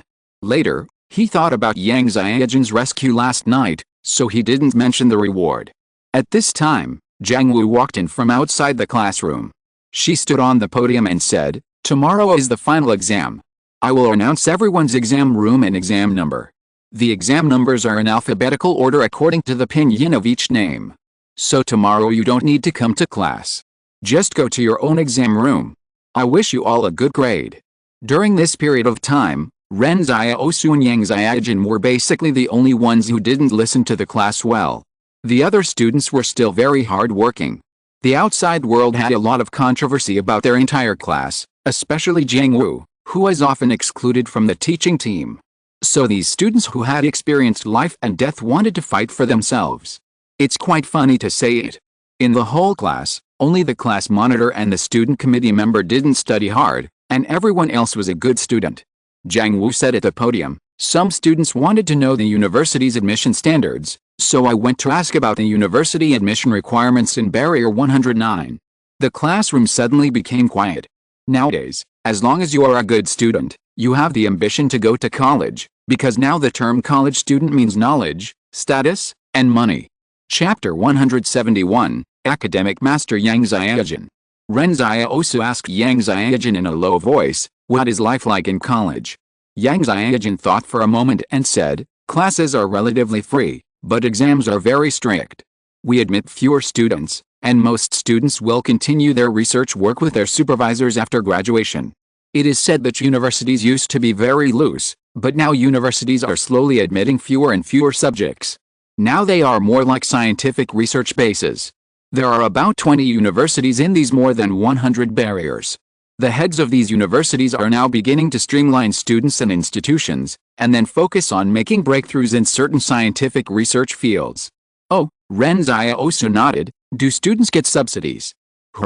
Yang Xiaojun suddenly realized that she was simply talking to a cow. She had said so much, but Ren Xiaosu's focus was on whether students got subsidies. She said calmly, no subsidies. Is it true? Ren Xiaosu didn't believe it. Yang Xiaojun said softly, you are not cut out for scientific research, so don't go and cause trouble for other college students. Look at what you said. Ren Xiaosu was unhappy. Who am I causing trouble for? At this time, Yang Xiaojun was too lazy to pay attention to him. Jiang Wu on the stage said, if you want to get into the university with 109 barriers, the examination subjects are only mathematics, physics, chemistry, and biology. Each subject is 150 points. Last year's admission score was 560 points. That is to say, if you want to enter the university, you have to score more than 140 points in each subject. Ren Xiaosu took a breath of cold air. He did a mock test the day before yesterday, and he only scored 140 points in the 4 subjects in total. He looked at Yang Xiaojun. How can I get 140 points in each subject? Yang Xiaojun glanced at him. Just do 2 fewer multiple-choice questions. Ren Xiaosu. At that time, Ren Xiaosu was confused. How could you, a poor student who didn't listen in class, pretend to be a good student? Exclamation mark. Aren't we evenly matched? However, Ren Xiaosu felt something was wrong at this time. He suddenly asked Gong Dian in his mind, What is Yang Xiaojun's math level? Intermediate. Hearing Guang Dian say this, he became happy. Although this intermediate student was definitely better than him, he was definitely not a good student. Hey, wait. Ren Xiaosu changed the question and asked, what is Yang Xiaojun's high school math level? Perfect. Ren Xiaosu suddenly found that after he added the word high school, the result was immediately different. Shit. In fact, high school math can only be regarded as the most basic project in math. What is Yang Xiaojun's high school physics level? Perfect. Yang Xiaojun's high school chemistry. Forget it, I won't ask. Ren Xiaosu is sulking.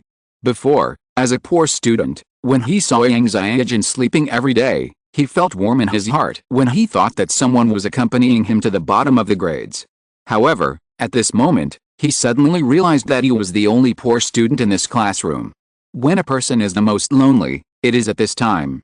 Yang Xiaojun glanced at him and suddenly asked, do you want to go to college? Ren Xiaosu, I don't deserve it. Yang Xiaojun. The next day, when taking the exam, Ren Xiaosu first found his exam room, and then looked around the entire classroom and found that there was no one he knew. For today's exam, Ren Xiaosu came with the attitude of participating. The grades were not important. What was important was that he had been here. In the past, there were exams in the town school, but Zhang Jinglin conducted them directly in the form of questions, while here he made the test papers. Ren Xiaosu felt that Zhang Jinglin conducted the exams by asking questions to each student one by one, purely to save some money on the paper for the test papers. After all, paper is not cheap nowadays. If Zhang Jinglin knew that this was the image of him in Ren Xiaosu's mind, he didn't know what he would feel. At this time, a girl sitting behind Ren Xiaosu patted him on the shoulder. Classmate. Ren Xiaosu turned around and looked at the girl. What's wrong? How are you studying? Can I copy the test paper? The girl's communication skills were quite strong, and she started chatting with Ren Xiaosu directly. The school separated everyone to prevent acquaintances from cheating, but this did not stop everyone's enthusiasm for cheating. At this moment, the palace in Ren Xiaosu's mind suddenly said, task, help classmates finish the test paper. Ren Xiaosu was shocked at the time. He couldn't tell whether the palace had a positive or a crooked outlook. How could it even help cheating? But for Ren Xiaosu, as long as there was a task to do, everything was not a problem. Ren Xiaosu looked at the girl and said, just copy mine. The girl smiled and said, thank you. Thanks from Limo, +1. Ren Xiaosu thought this was killing two birds with one stone. Not only could he complete the task, but he could also get thank you coins. When it was time for the exam, Limo was surprised. She observed Ren Xiaosu from behind, and she found that Ren Xiaosu was writing furiously and filled the test paper. What a good student. When the exam time was halfway through, Ren Xiaosu suddenly stepped aside, and Limo immediately copied. When she finished copying with satisfaction, the bell finally rang and the teacher came to collect everyone's test papers. Limo looked at Ren Xiaosu happily and said, I didn't expect you to have answered all the questions. You are amazing. Do you know all of them? Ren Xiaosu smiled and said, I don't. Limo. Whether you can do it or not, you have to complete the task first. The task of the palace is to help students finish the test paper. Ren Xiaosu can't leave the questions blank. What if one question is not answered and the task is judged as failed? Don't mention it, compiling a whole paper is quite tiring. When Ren Xiaosu returned home at night, he suddenly saw Sister Xiaoyu waiting at the door of the store. Sister Xiaoyu saw Ren Xiaosu and she was like seeing a savior. Xiaosu, you are back. Lao Wang was arrested. Ren Xiaosu frowned. What happened? Tell me slowly. Today, many people from the order department came, Sister Xiaoyu explained. They said that we didn't get the barrier license to sell medicine, and there are doctors in this store who don't have medical qualifications, so they want to arrest the person in charge. Ren Xiaosu is slightly relieved.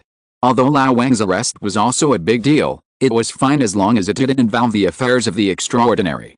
What he was most worried about was that his secret was exposed at some point, causing the Lee group to target him, which would be a real big deal. Did they say anything before they left? Ren Xiaosu asked.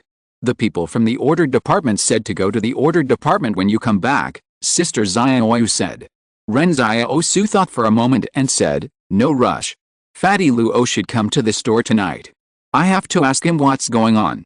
He also wanted to get Wang Fuge out quickly, but he couldn't be rash in dealing with the matter. He had to first ask Luo Lan about the situation before he could know what to do. Chapter 172 There is no heaven in this world. But this is not the territory of the Qing group, Sister Xiaoyu said worriedly. Will it be easy to find Luo Lan? He can give us the right to be a resident of the barrier, so it shouldn't be difficult to do this. Ren Xiaosu thought for a while and said, I don't think it's a problem. What if he doesn't come at night? Sister Xiaoyu asked curiously. Yan Luiyun said on the side, it's okay, Dong Funan is still in our hands. As soon as he finished speaking, he heard the sound of vehicles approaching on the street. Ren Xiaosu turned his head and took a look. The person sitting in the passenger seat was Luo Lan. When the car stopped at the door of the store, Ren Xiaosu looked at Luo Lan. You changed to a new car again. Luo Lan is really rich. Sister Xiaoyu said that she went to the car sales place and asked, but no matter whether the cars were good or not, they were all sky-high prices. And this Luo Lan has changed several cars in just a few days. What Ren Xiaosu didn't know was that, compared to the financial strength of the consortium, these so-called high-priced cars were just toys. Luo Lan jumped out of the car and said with a smile, why are you all standing at the door? Wang Fuge was arrested by the order department, Ren Xiaosu said straight to the point. Luo Lan was stunned for a moment. What's going on? Ren Xiaosu told him what happened. Luo Lan frowned and said, it seems that your black medicine has been targeted by someone. Maybe the medicine is too effective, so someone in this barrier wants to take it for themselves. I've seen this kind of routine a lot. First, they find all kinds of things to make it impossible for you to do your job, and then they find someone to come forward and talk to you about purchasing the formula. Purchase the formula? Ren Xiaosu asked with a sullen face. The person in this world who could take the black medicine formula from him hasn't been born yet. After all, even he himself doesn't know what the formula is. This matter is definitely not over yet, Luo Lan said. There will be more troubles later. When you solve one, another one will follow. They will make you exhausted, and then buy the black medicine formula from you at a very low price. Let's not talk about what's going on for now. Ren Xiaosu looked at Luo Lan. Does your Qing consortium have anyone in the order department? Luo Lan said, yes, 2 brothers were arrested just 2 days ago. Ren Xiaosu almost laughed out of anger. Is that what I'm asking? Ha ha ha, I'm just kidding you, Luo Lan said cheerfully. But have all the people from your Qing group been arrested? Ren Xiaosu said speechlessly. He wanted Luo Lan to help him get people out of the order department, but he didn't expect that all the people from the Qing group were arrested. You misunderstood, Luo Lan explained. I'll say hello to Lu Yuan, and Wang Fuge will be released tonight. Then why don't you get your people out? Ren Xiaosu was puzzled. Luo Lan was a little embarrassed. I can't acknowledge their identities now. Ren Xiaosu understood after hearing this. Luo Lan's 2 brothers who were arrested must have done something that couldn't be seen in public under Luo Lan's instructions, so Luo Lan couldn't come forward to get them out now, but he could get Wang Fuge out. But before he finished speaking, Wang Fuge walked into the store from the door. Ren Xiaosu was shocked. Old Wang, weren't you arrested by the order department? Oh, Wang Fuge explained, I just arrived at the order department, but they seemed to have received a notice from above, so they sent me back. Who did you receive the notice from? Ren Xiaosu asked in confusion. They didn't do anything to you, did they? No, someone said that it was Lu Yuan, the manager of the barrier, who notified them to release him. Wang Fuge smiled as if nothing had happened. Luo Lan was boasting beside him. Look, they still have to give me face. Lu Yuan is a sensible kid. But Ren Xiaosu suddenly felt that something was wrong. Even if Lu Yuan gave Luo Lan face, he wouldn't release him before Luo Lan said hello. Could there be any other reasons? But Ren Xiaosu didn't know what the relationship between Lu Yuan and the Qing family was, so he couldn't judge the specific information. In short, it would be a good thing to release Wang Fuge first. Okay, you guys chat first, I'll go talk to Dong Funan, Luo Lan said with a smile. There will definitely be other things later, but I can definitely solve them if you come to me. Now that Lu Yuan has shown up, will those people continue to pester me? Ren Xiaosu asked in confusion. Money can attract people's attention, Luo Lan explained. As the saying goes, It's easier to deal with the king of hell than with the little devils, and Lu Yuan isn't the actual controller of the 109 barrier. Maybe the person who wants to take your black medicine is from the Li family? Or maybe he has some relationship with the Li family. This kind of person can make you feel uncomfortable just by disgusting you. Ren Xiaosu is silent. This was the first time he faced the real dirty hearts of the people in the barrier. If the wilderness was robbing with a knife, then the people in the barrier were killing people with a blunt knife. But in the final analysis, isn't it all robbery? Dressing up in a suit and leather shoes can't change the nature of these people as robbers. Ren Xiaosu said, "Thank you in advance. If anything happens again, I will contact you first." Luo Lan smiled and said, "Once you enter the barrier, you have to adapt to the environment of the barrier.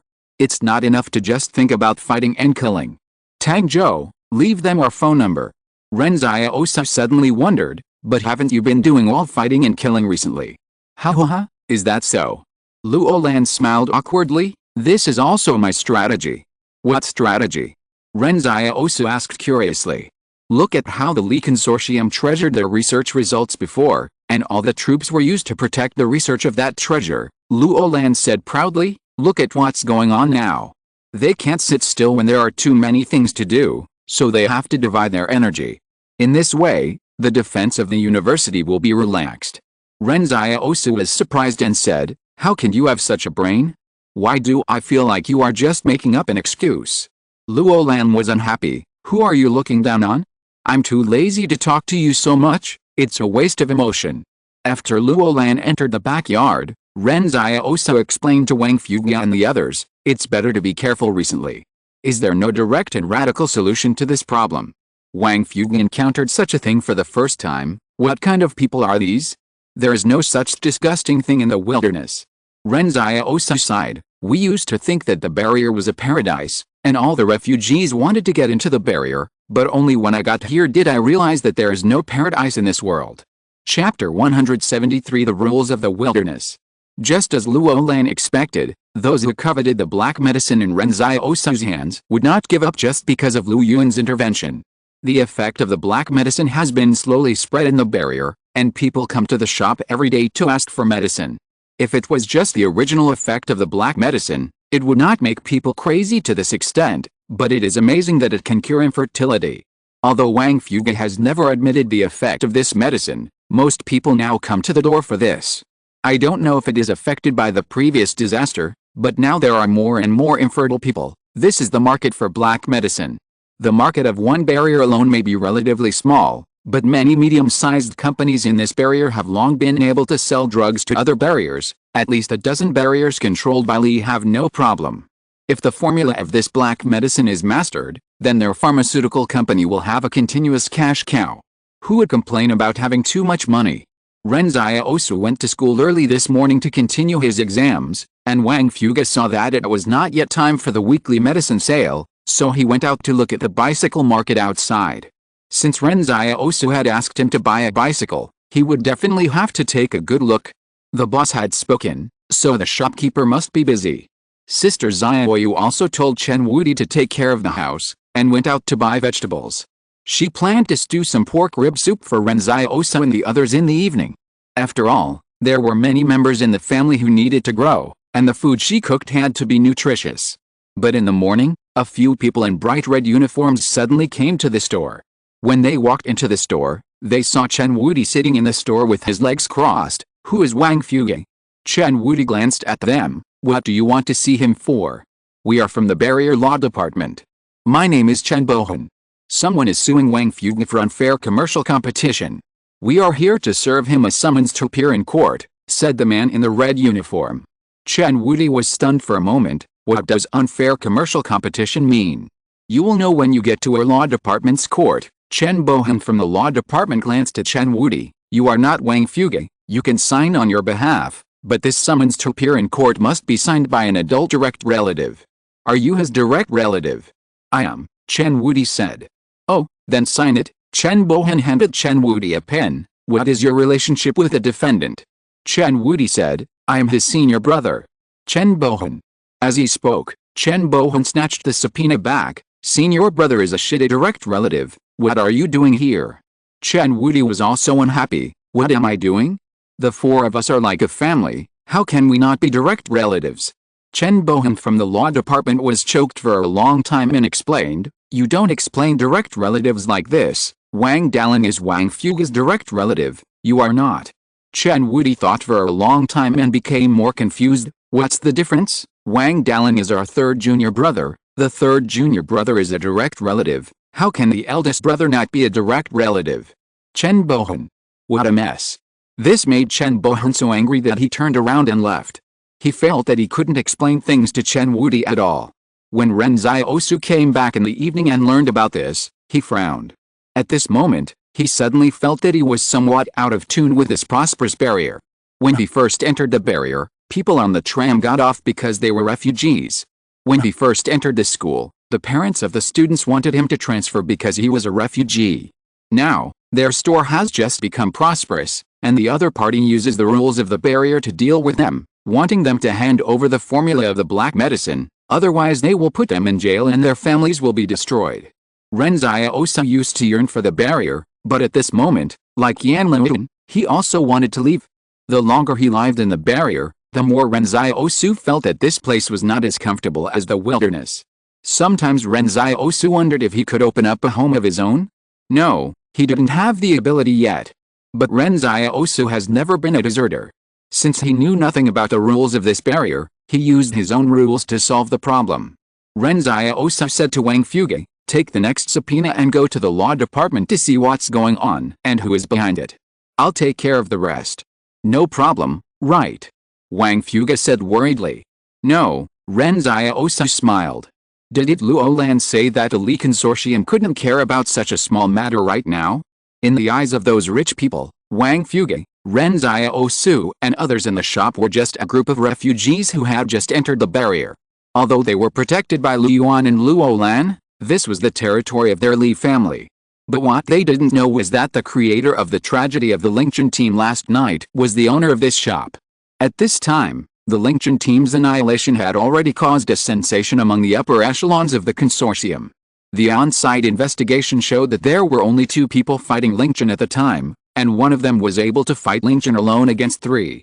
Lingchen itself was very famous, and at this time there was an extraordinary person who could cause a crushing blow to the Lingchen team. The key was that everyone didn't know who this person was. At this time, the devil whisperer Li Shenton and Si Liren were sitting in a small shop eating noodles, and someone was discussing what happened last night. The order department did not keep this matter secret, so the news spread very quickly.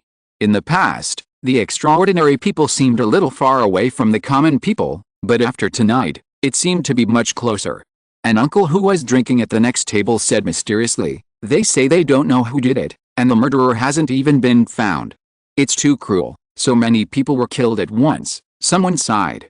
What do you know, the people in the fire company are not good people either, the uncle said disdainfully. A friend of mine told me that the explosion some time ago was caused by them. At this time, Li Shenton smiled and said to the little girl, it should be that Ren Xiaosu. How do you know it's him? Si Liren blinked and asked curiously.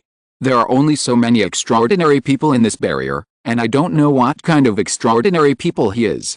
He is the only one. Li Shenton looked very sunny when he smiled. Others would never think that he was the devil whisperer who made all the major financial groups a little nervous. He continued, you see, I said he was very powerful. Because you can't hypnotize him. Si Liren asked curiously. No, I haven't tried to hypnotize him, Li Shenton smiled, because my intuition tells me that if I hypnotize him, the person who falls asleep may be me. Of course, it's just intuition. Then should I kill him? Si Liren asked curiously. There seemed to be no sense of good and evil in her innocent tone. The murderous words formed a huge contrast with her lovely face. Li Shen shook his head. Why kill him? Have you forgotten that we just became friends with him? Oh, yes, Si Liren nodded, we are friends now. And you may not be able to beat him, Li Shenton sighed. Horizontal ellipsis. This chapter is updated for 5,000 votes. Today's recommended book, I Repair Cultural Relics for the Country. The brilliant civilization of the Xia dynasty, which lasted for 5,000 years, is covered by decaying paintings, rusty bronzes, and broken ceramics. They wait in the passage of time, waiting to shine again and dazzle the world. My name is Xiangnan, and I repair cultural relics for the country. Chapter 174 The Disappearing Experimental Subject. 113th Rampart has become a huge ruin. The prosperous city that once represented human civilization has been reduced to ashes. Rats, wild dogs, and wild cats linger here looking for food. In just a few dozen days, weeds have already grown out of the cracks in the concrete floor. However, the group of rats, wild dogs, and wild cats are also moving cautiously, as if they are avoiding something terrible and unknown. Suddenly, a small group of Qing's combat personnel in black combat uniforms emerged from a small path. They were fully armed and holding their guns in their hands with full vigilance. The huge wild cats and wild dogs immediately ran away in a hurry when they saw them. The leader of the combat team made a tactical gesture, and then two members of the team immediately rushed forward to explore the movements behind the huge obstacle in front. The obstacle was a collapsed building. Everything was carried out in silence, and the two forwards gestured, "No target." The combat team moved forward again. If you look down from the sky, this team of 30 people is like a huge mountain cat, crawling into the battlefield little by little. When they passed by, a large number of reorganized combat teams immediately came in from behind. Some combat teams even carried a large number of heavy weapons, and there were also teams responsible for building bunker-type defensive fortifications at any time. There are many similar infiltration formations in the northwest of the entire barrier.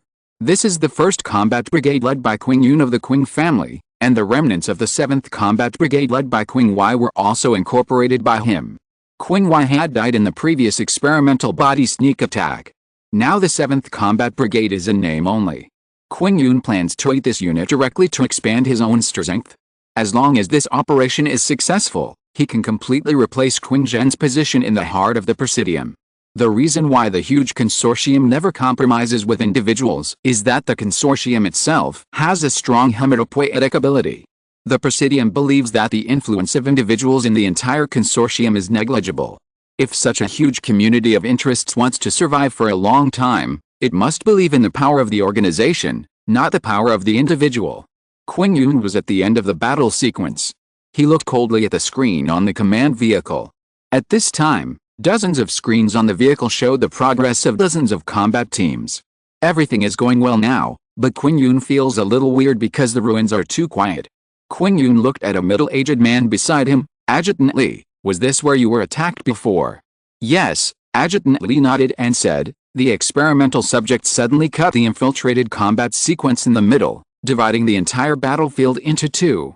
They are very familiar with the terrain here, and their combat effectiveness is amazing. Ordinary bullets hitting them are difficult to form a fatal attack. You must be careful to prevent them from attacking again. Qing Yun nodded. "Don't worry, I'm not Qing Wai, I'm just waiting for them to come out." However, the huge combat sequence kept moving forward, but no experimental subjects were seen. The city is now a little weirdly quiet. Human corpses can often be seen on both sides of the road, from which we can imagine how much damage the disaster has caused here. The human-faced worms have disappeared after attacking here. According to intelligence, this place has become the territory of the experimental subjects. But what about the experimental subject? Suddenly someone said in the communication channel. A huge crack on the surface was found. There are traces of climbing on the edge of the crack. It is suspected that the experimental subject is hiding below. "Send 2 combat teams to take a look," Qing Yun said. The frontline commander in the communication channel hesitated and said, "If the 2 combat teams encounter the experimental subject below, I am afraid that none of them will survive." Qing Yun frowned. "The combat troops do not need to think, you just need to execute according to my will." Received. The voice on the other side of the communication channel calmed down. Adjutant Li did not dare to speak beside him, and did not know which unlucky guys were sent down. However, he knew that he would definitely be tried in a military court when he returned to the 111th Rampart. Instead of sympathizing with others, it is better to sympathize with himself, or quickly make up for his mistakes in this battle. If Qing Yun can say something for him when he goes back, he will have the opportunity to put all the responsibility on the dead Qing Wai. Originally, everyone thought that there would be wailing and gunfire from under the crack, but there was no result. It was always quiet. Suddenly, a voice from the front line came from the communication channel. "This underground should be the nest of the experimental subjects. A huge cave was dug out by force, but there is no experimental subject here." Qing Yun frowned. Where did those experimental subjects go? Exclamation mark. Then someone suddenly said in the communication channel, there is a small laboratory in this cave. It seems that the experimental subjects moved some experimental equipment here, and there are used injection syringes on the ground. This sentence stunned everyone who heard it. In everyone's cognition, these experimental subjects are like beasts. No one would associate them with experiments. Qing Yun said coldly, shrink the formation. I'm afraid there are no experimental subjects here. Bring all the syringes and experimental equipment back to me and take them back to Barrier 111 for sampling and research. I want to know what they injected. After Qing Yun disconnected the communication channel, he picked up the satellite phone to report the situation here to the Presidium far away in Barrier 111. Now Barrier 113 has become an empty city. No one knows where the thousands of experimental subjects have gone. But the experimental subject was able to conduct research experiments and even inject himself with drugs. This news was too shocking.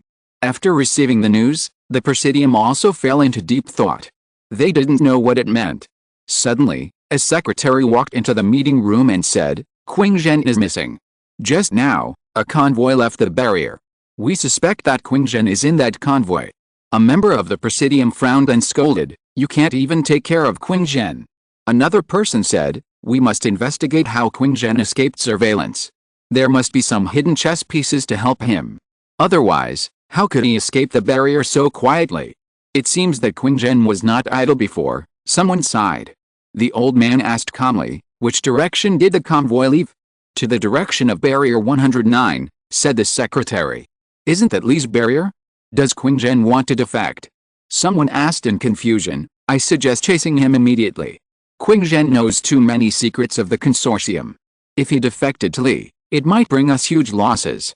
Chapter 175 Qing Zhen defects. Defection? All the members of the Presidium in the conference room fell silent. This was a serious crime.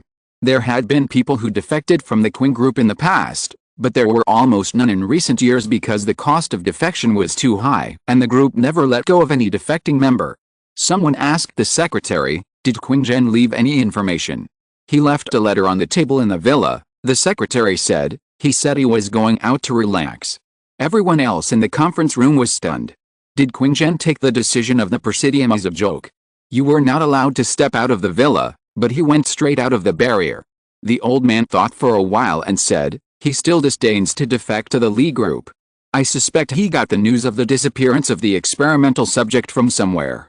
There should be a connection between these two things, otherwise there would not be such a coincidence. Someone asked in confusion, are you saying that Qing Zhen left the barrier because of the news of the experimental subject? It seems so, the old man said with a gloomy face. After hearing what the old man said, the members of the Presidium sitting in the conference room suddenly felt confused. But what does the news about the experimental subjects have to do with Qing Zhen? Why did he run away?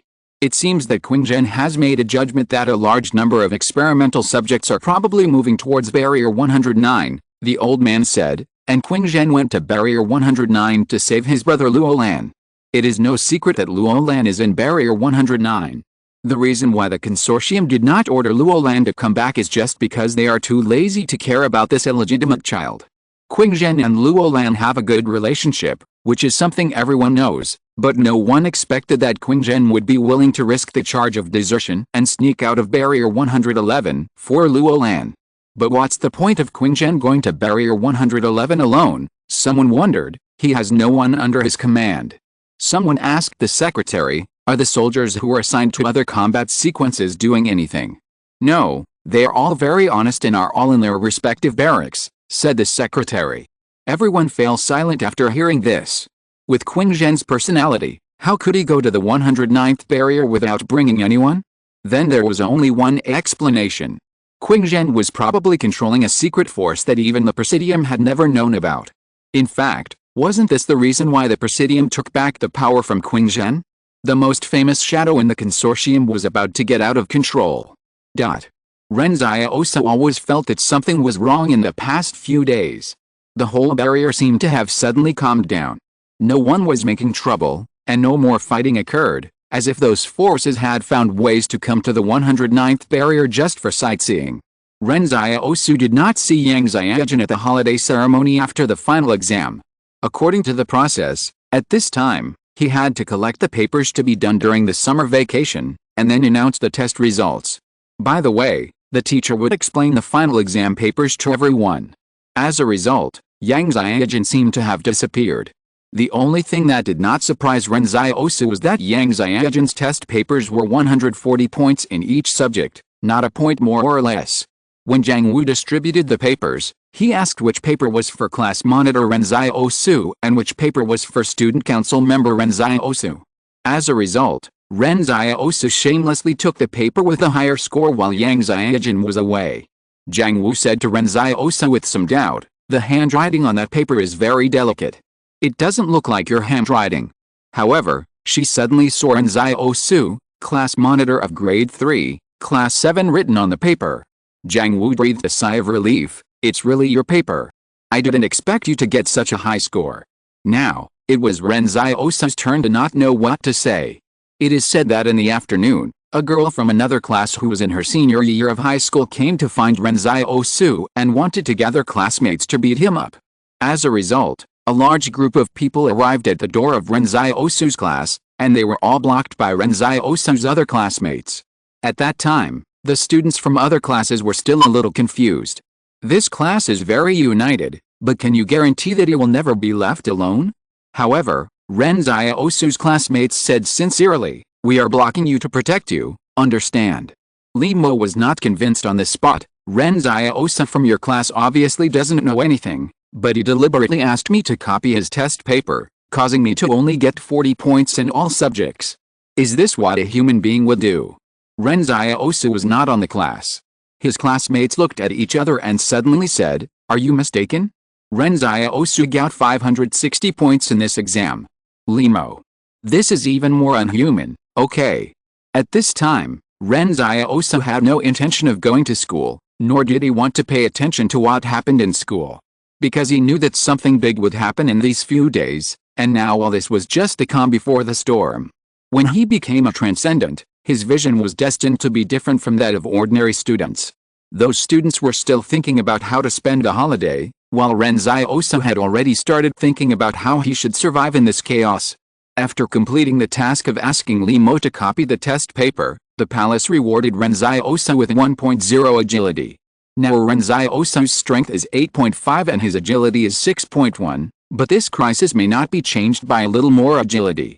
What Ren Xiaosu is looking forward to is what reward the palace will give him after completing the task of taking in Dongfunan. You know, the reward for the last side quest was a black knife. Now, the 4 words side quest represent high-quality rewards in Ren Xiaosu's mind. In fact, not only Yang Xiaojun disappeared suddenly, but even Luo Lan hadn't come to the store for many days. The combat personnel of the Li Consortium on the street were reduced little by little, and only the private army and the people of the order department were left. Everything was abnormal, but the atmosphere became more and more calm. Ren Xiaosu stood at the door of the store and looked at the pedestrians coming and going outside. Suddenly, someone passed by and stuffed a brown paper envelope into Ren Xiaosu's hand.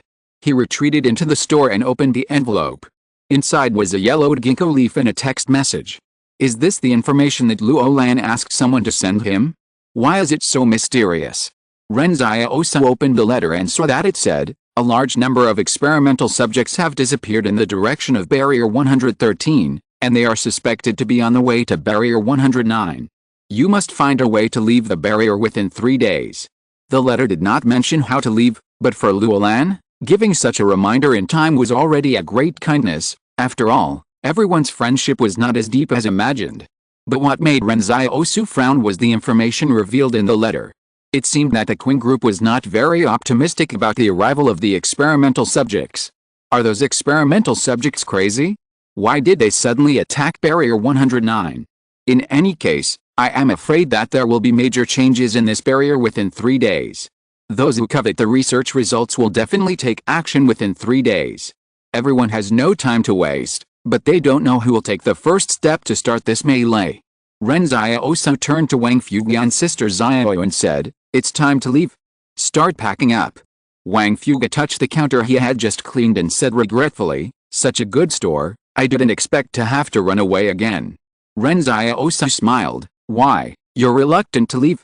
That's not the case, Wang Fuga said with a bitter smile. Xiaosu, do you realize that these more than 100 barriers have stood on the wasteland for decades or even hundreds of years, but this year they have been in trouble one after another. This is not a coincidence, but the real chaos is about to come back. End of this chapter. Thank you very much for reaching the end. Don't forget to like. Looking for more exclusive content and immediate access? Subscribe to our Patreon. Remember, every like, subscription, or donation encourages us to continue. Thanks to everyone. See you in the next video.